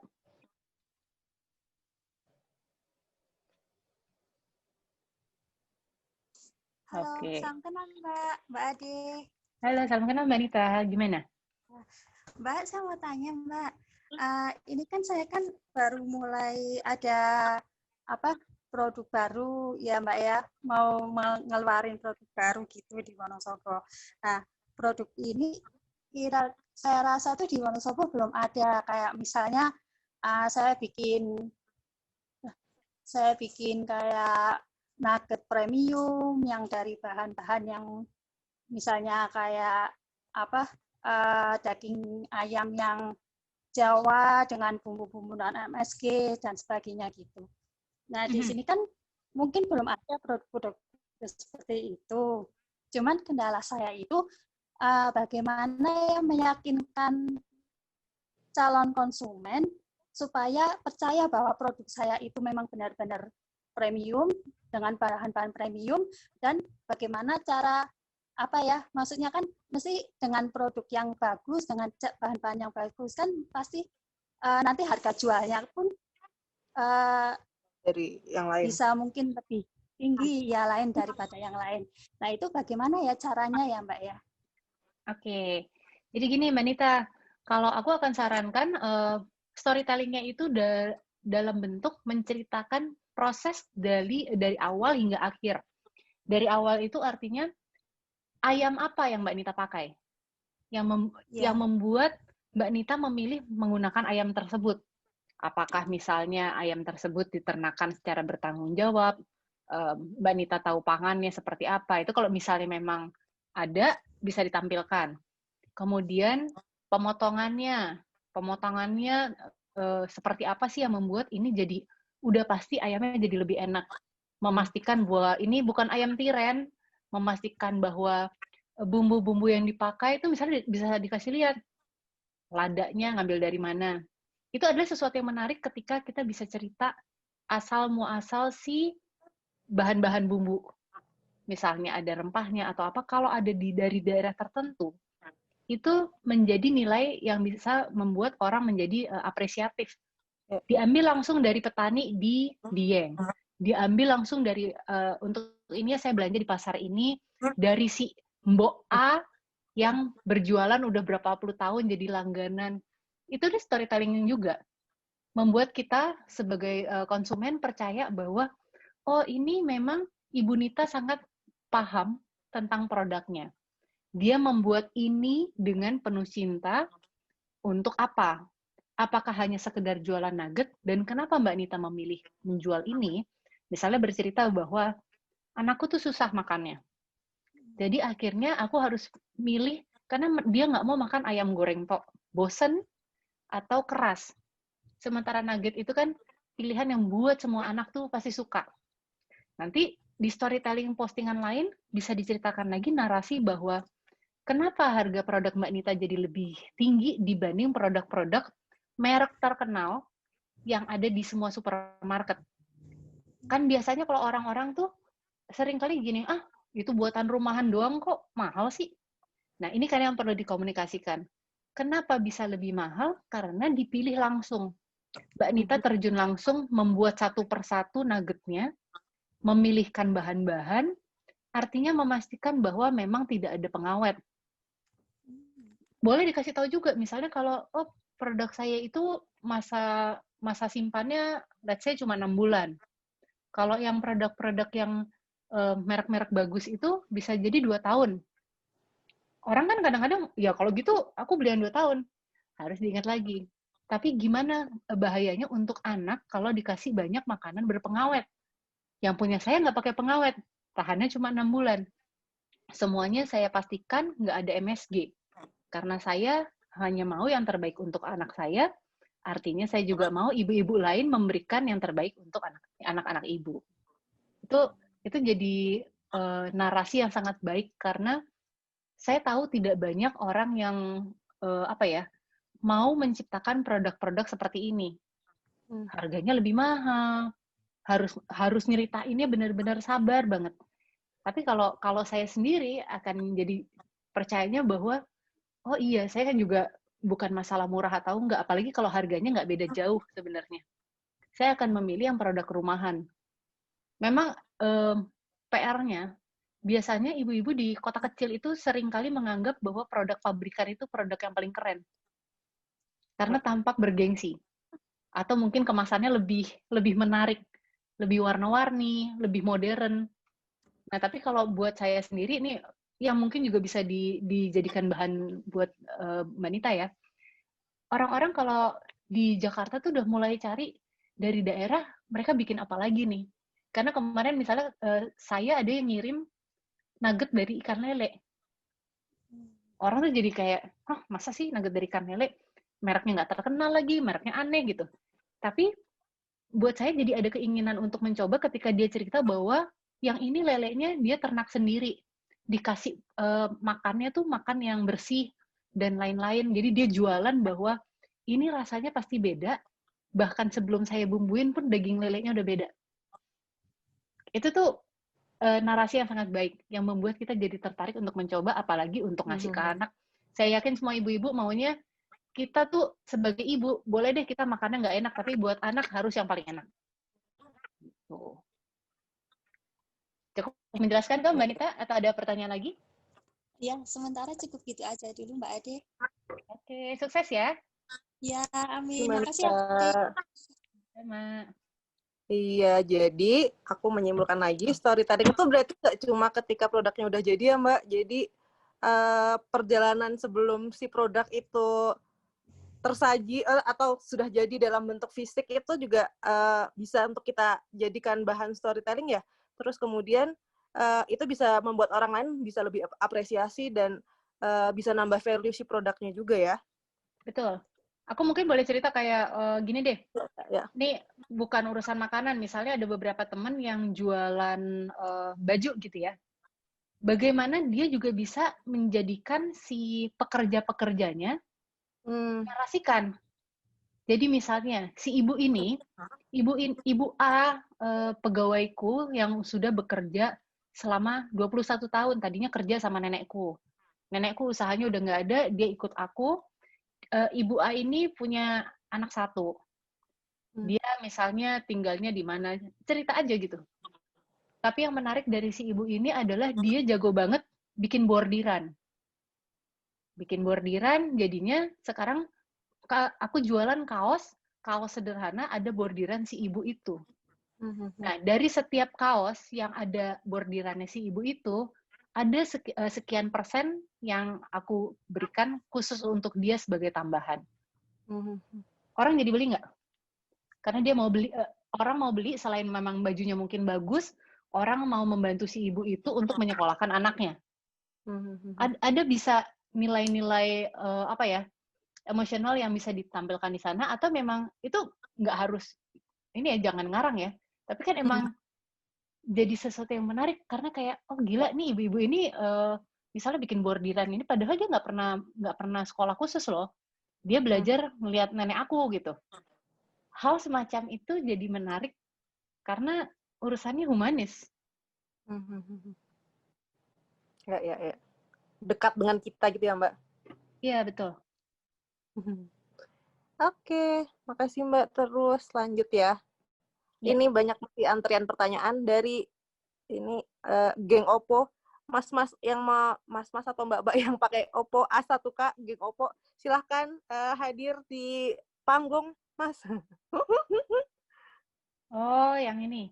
Mas atau Mbak, storytelling nggak bisa pakai bahasa gaul, baiknya gimana? Ini siapa nih namanya? Kenalan yuk. Baiknya gimana, Nggih? Tak enteni. Ya? Oh iya. Pak iso Jawa ya, Mbak, ternyata. Siti ayo iso. Mana nih Mas Mbak Oppo? Mau langsung atau mau ngobrol langsung atau ini udah muncul. Dan ini pertanyaannya udah saya chat. Oh, halo. Ya, halo. Assalamualaikum Mbak Ade. Waalaikumsalam. Dengan siapa? Saya Sadia dari Sagon Kering 3R, Wonosobo. Oh, oke. Bu Sadia. Ya saya kalau FAP itu ya buat story-story gitu, tapi saya kan nggak bisa bahasa yang gimana ya, bahasa yang modern gitulah. Kita cuma pakai bahasa yang sederhana, intinya cuma singkat, cuma sekedar menyapa atau gimana dari sosmed gitu gimana. Oke. Bu Sadia, ini kalau misalnya ngomongin bahasa, tadi aku udah sempat bilang, bahasanya boleh apa aja. Kayak Bu Sadia sekarang nih lagi ngomong sama aku. Aku ngerti. Paham. Nah, cuma jangan sependek itu. Bu Sadia tadi produknya apa? Sagon kering. Sagon. Oh, sagon kering. Ya. Jangan tiba-tiba ngomong gini. Sagonku ki paling enak sewonosobo. Tapi yang saya ajarkan adalah bagaimana storytelling tentang sagon. Ini Bu Sadia bikin sendiri sagonnya? Iya, bikin sendiri. Nah, menarik. Kalau bikin sendiri, berarti bisa diceritain gimana bikinnya. Prosesnya, milih bahan-bahannya tuh gimana sih? Terus biasanya Bu Sadia nih bikin sagon ini setiap hari atau apa? Kalau ada fotonya dikasih lihat, diceritain. Karena pertama orang pengen tahu seberapa susahnya sih bikin sagon. Kenapa sih mereka harus beli sagonnya Bu Sadia? Kemudian, makan sagon itu paling enak gimana? Ya, paling enak sama teh yang hangat gitu. Biasanya saya bilang tak ceritakan kayak gitu. Apalagi sagon saya itu kan rasa-rasa.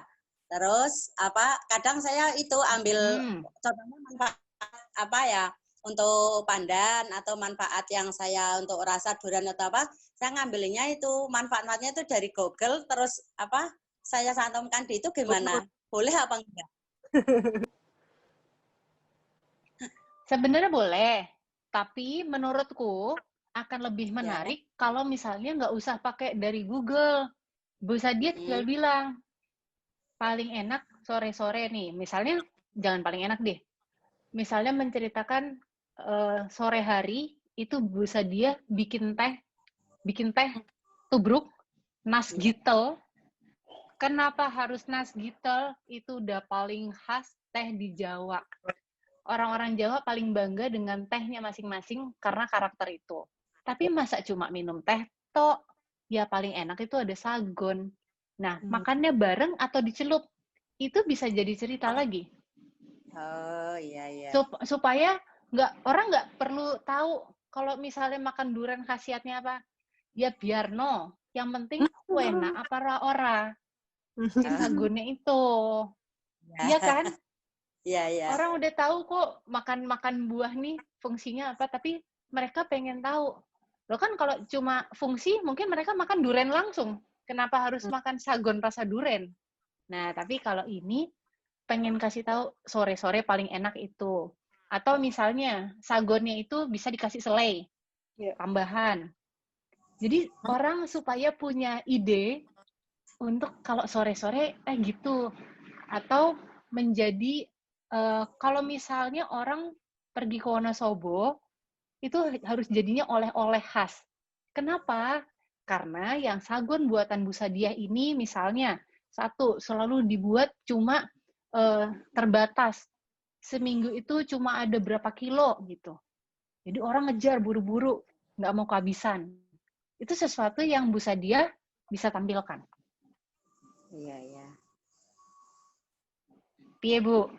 Cukup ora? Oke, Bu. Gemes. Ya, makasih. Sama-sama, Ibu. Sehat, Bu. Oke, ini ada Mas Adika. Mbak Ade, saya co-founder Kopi Tuli. Saya sebenarnya bingung mau produk Kopi Tuli, tapi saya bingung membuat cerita kepada semua orang. Ada anak-anak muda, sedangkan orang tua. Boleh minta saran untuk PR Kopi Tuli membuat storytelling, Mbak Ade? Tunggu sebentar, aku sambil baca ya. Di mana sih? Iya.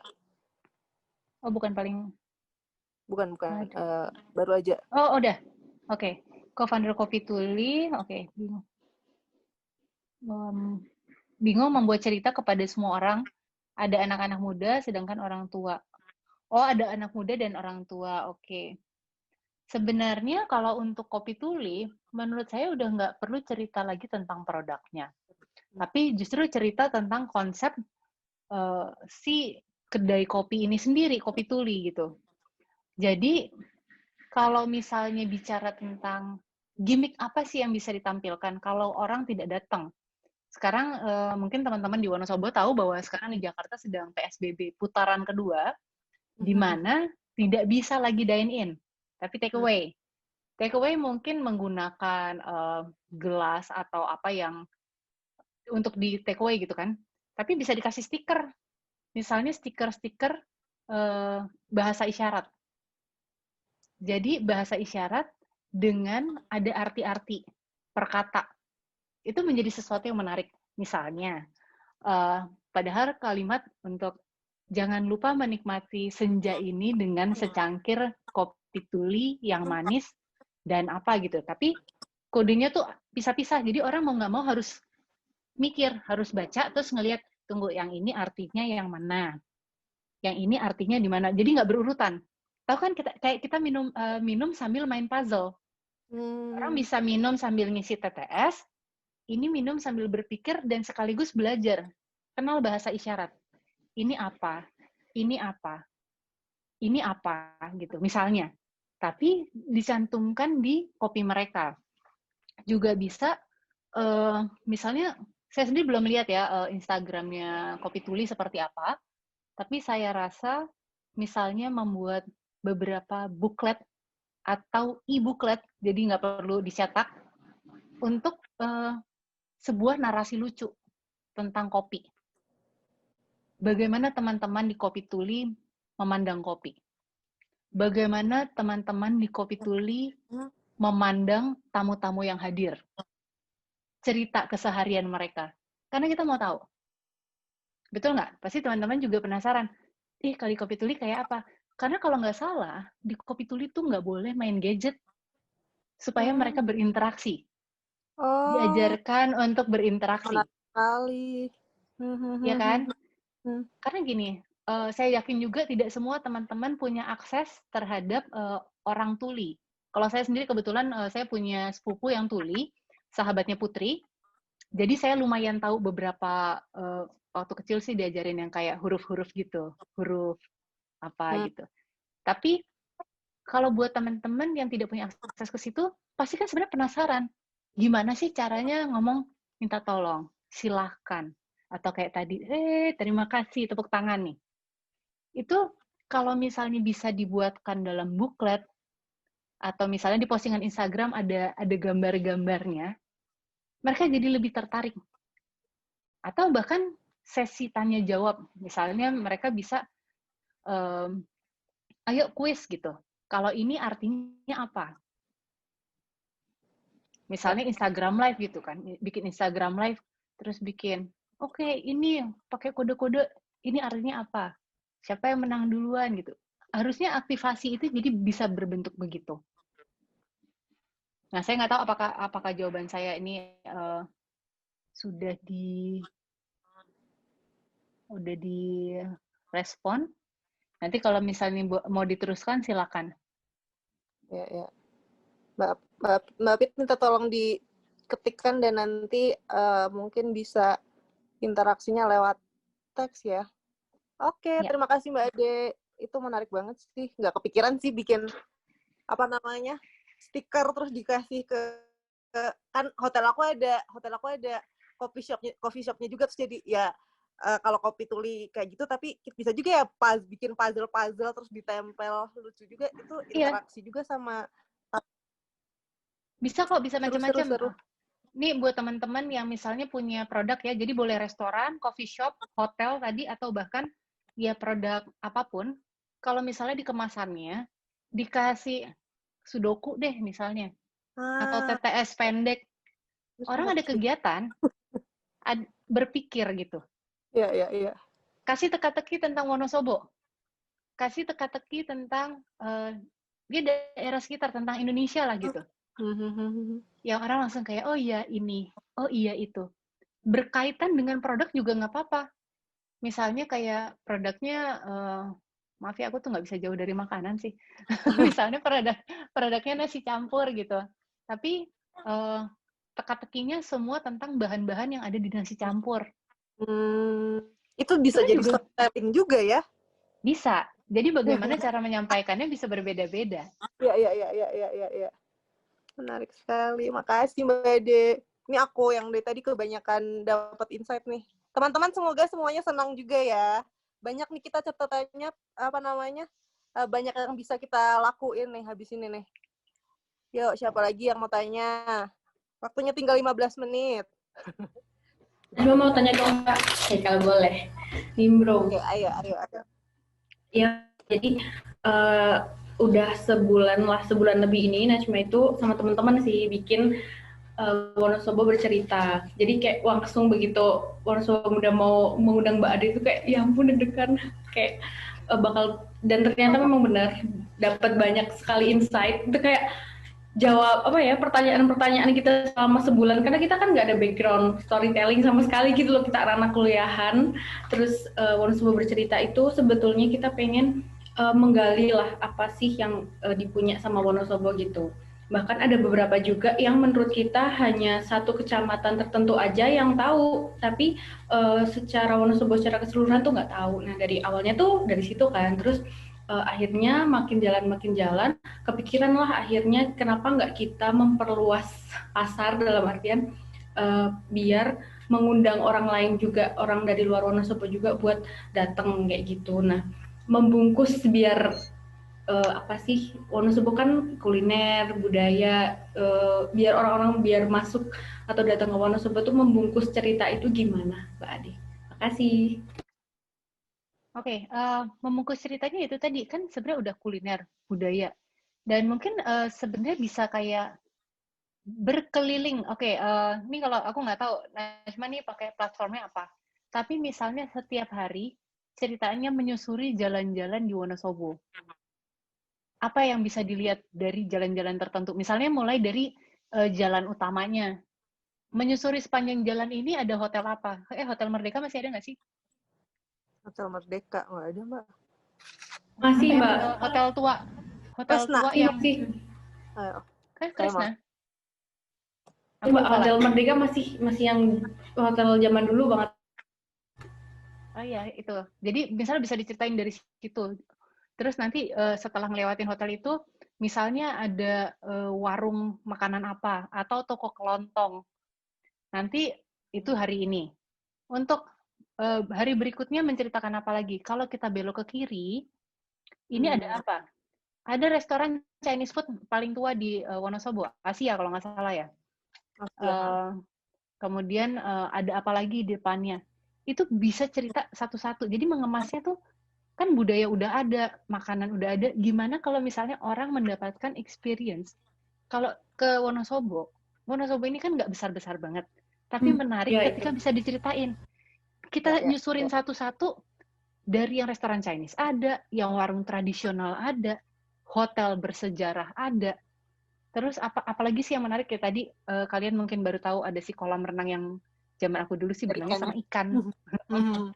Itu ini kan jadi luas sekali sehingga orang bisa memutuskan kalau mereka mau ke Wonosobo itu bisa dari berbagai minat. Yang mau budaya nanti misalnya lagi ada festival apa gitu di sana.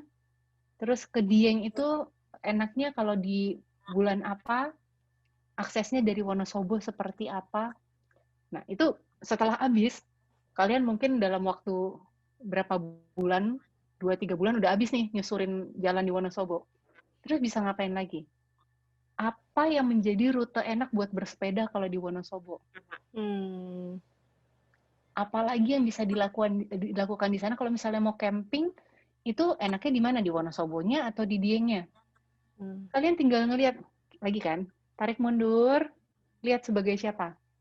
Anak-anak yang adventurous kah? Atau orang-orang yang atlet pengen olahraga, tapi di suasana yang berbeda? Karena gini, di Borobudur udah ada Borobudur Run, maraton di sekitaran Borobudur. Gimana kalau di Wonosobo? Misalnya dibikin kayak half marathon, tapi di Wonosobo dan sekitarnya. Karena kalian bisa lihat apa gitu.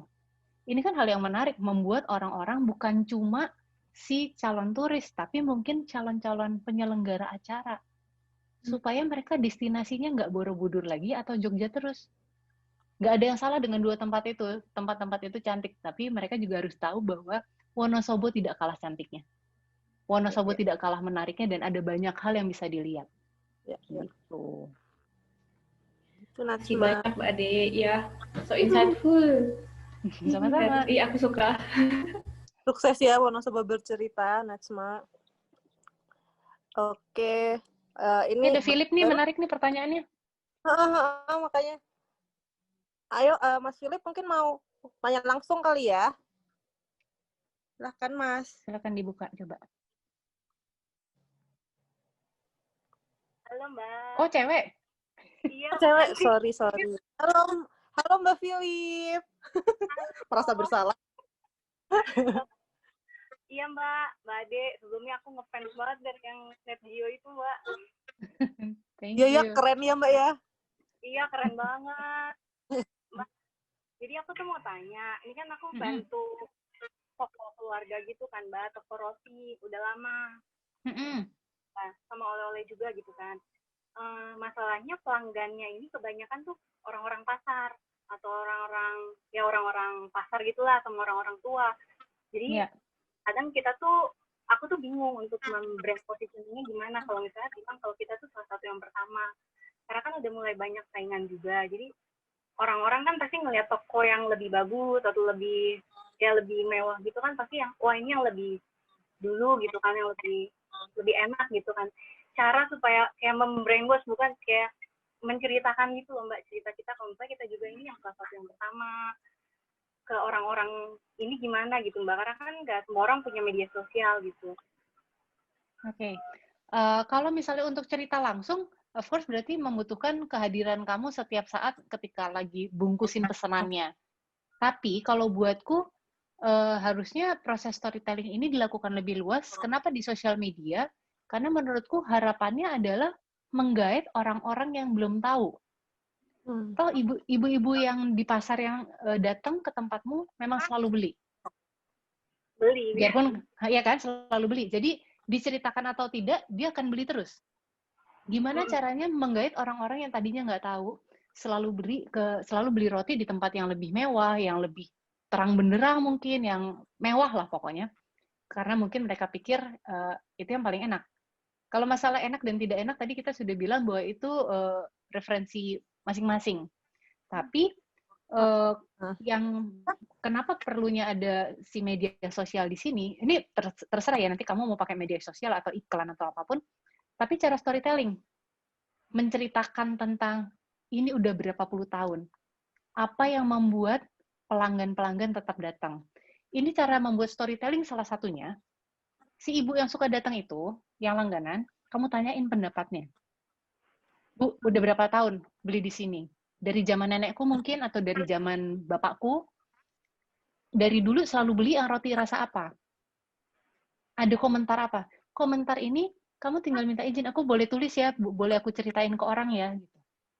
Jadi misalnya, pelangganku si Ibu A, itu udah 40 tahun, dari dulu selalu belanja di sini, selalu beli roti yang sama.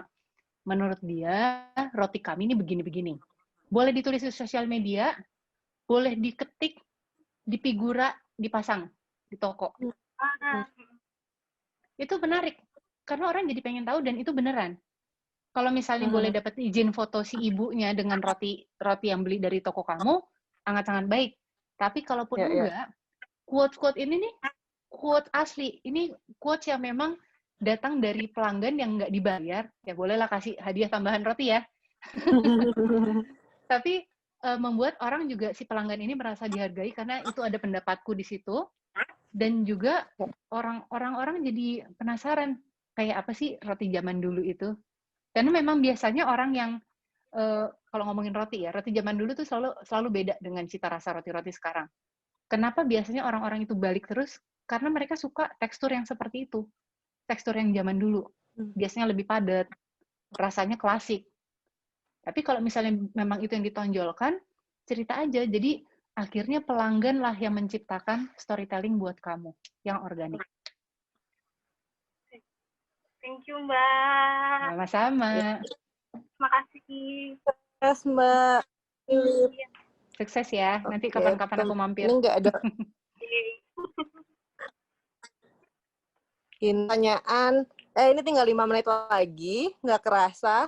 Tapi aku punya 2 pertanyaan pamungkas deh. Sebelum foto bersama, aku ada 2 pertanyaan pamungkas yang mungkin mewakili dari teman-teman. 1 dari Pak Hendro, 1 dari aku.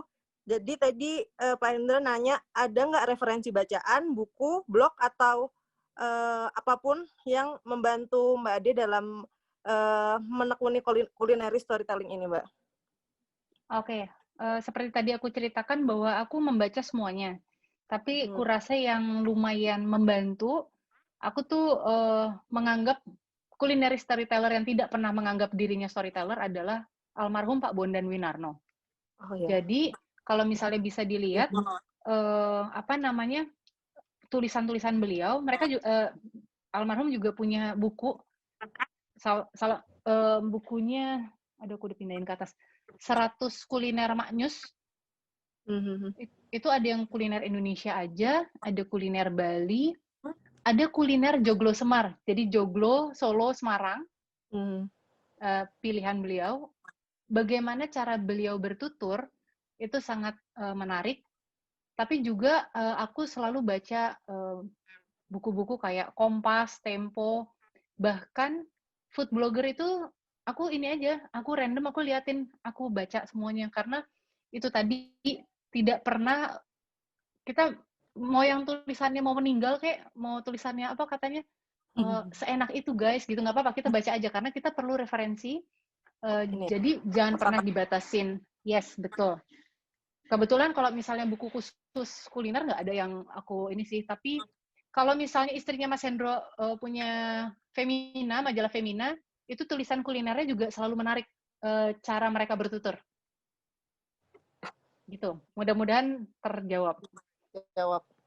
Ya, habis ini pada langsung memburu buku 100 kuliner maknyus dari Pak Bondan. Semuanya langsung mencari di Shopee mungkin ya teman-teman. Mudah-mudahan dapat. Mudah-mudahan dapat. Oke, terakhir pertanyaan dari aku Mbak sebelum kita foto bareng. Aku ini Mbak, makanan apa yang paling Mbak Ade suka? Atau paling Mbak Ade nggak bisa lupain? Terus pengen tahu gimana Mbak Ade menceritakannya. Aku kurang ajar nggak Mbak jadi moderator? Enggak kan ya? Belum. Makanan yang paling aku sulit ya, soalnya kalau misalnya makanan yang nggak bisa dilupain, semuanya belum aku lupain. Tapi misalnya yang salah satu yang menarik nih, jadi aku tuh baru kenal sama mangut tuh mungkin baru 15 tahun terakhir. Dan setelah pertama kali kenal mangut, aku langsung jatuh hati. Nah, yang lucunya lagi aku pikir semua mangut sama. Ternyata, misalnya mangut yang pertama kali aku dapet di Jogja, dengan mangut yang kesekian kali aku dapat di Jogja juga, itu bisa jadi dua hal yang sangat berbeda. Karena yang satu warnanya lebih putih, yang satu warnanya kemerahan. Cita rasanya beda, biarpun sama-sama katanya, oh ini di mangut juga. Kemudian dulu aku pikir, oh mangut ini pokoknya yang pasti ikannya diasap. Karena aku suka banget makanan ikan yang diasap, ada aroma khasnya. Iwak P diasap, aroma amoniaknya itu langsung mengganti jadi sesuatu yang smoky. Tiba-tiba pada suatu hari aku ke Desa Kandangan, Pasar Papringan, Temanggung ya. Terus aku ketemu nih, wah ada mangut, tulisan mangut aja langsung aku samperin kayak, mangut, aku hadir gitu kan. Pas aku lihat, Bu, ikannya ikan apa nih? Ini ikan sungai kecil, kayak wader, aku lupa namanya apa gitu. Tapi aku bilang, ini ikannya diasap. Oh enggak Mbak, enggak diasap. Kok bisa dibilang mangut? Ya mangut itu si kuahnya. Jadi ikannya kecil-kecil cuma digoreng garing, terus dimasak dalam si kuah mangut yang bahkan kalau ini warnanya bukan putih, bukan kuning kemerahan, tapi lebih agak hijau karena memakai banyak cabai hijau.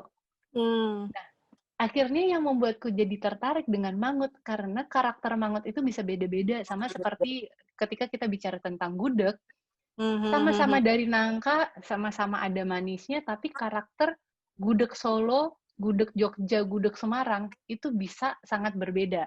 Dan menurutku kalau ditanya paling favorit mana? Oh nggak bisa. Semuanya masing-masing punya nilai sendiri di hatiku karena ada kenangannya. Jadi aku tinggal bilang, kalau yang gudeg Jogja karena manis banget, aku harus kasih krecek yang super banyak karena aku sukanya pedas. Terus kalau gudeg Solo, aku sukanya udah masing-masing sedikit karena itu yang aku paling cocok. Nah, jadi kalau misalnya tanya makanan paling suka apa, sebenarnya aku sih paling suka sulit ya. Ya tapi kalau ngomongin mangut, aku nggak pernah nolak. Di mana ada warung ada tulisan mangut, biasanya aku berhenti dulu. Oke, gimana teman-teman? Sudah kemudian jadi lapar ya membayangkan mangut ya. Terima kasih banyak. Sebelum kita foto bareng, aku mau bilang makasih banyak buat Mbak Ade. Untuk Sama-sama. waktu 2 jam nggak ada berhenti. Saya jadi moderator kayak gaji buta. Banyak Mbak Ade yang ngobrol. Makasih banget. Sampai aku sendiri pribadi dapat resep one-on-one juga buat hotelku di Dieng. Makasih banget lah, maksudnya Mbak Ade tiba-tiba ada di Wonosobo tuh kayak wow.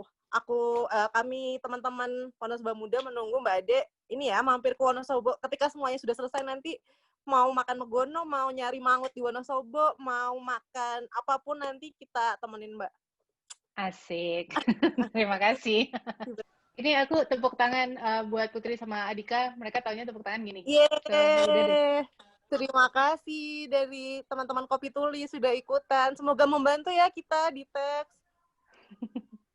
Terima kasih banget semuanya udah menghabiskan 2 jam yang sangat menyenangkan. Mudah-mudahan bermanfaat buat semuanya. Sehat-sehat selalu. Kita ketemu kalau sudah pandemi ini berakhir ya. Ya. Makasih Mbak juga teman-teman. Teman Wonosobo Muda. Teman-teman semuanya. Semuanya sudah hadir. Semoga bermanfaat. Semoga bermanfaat.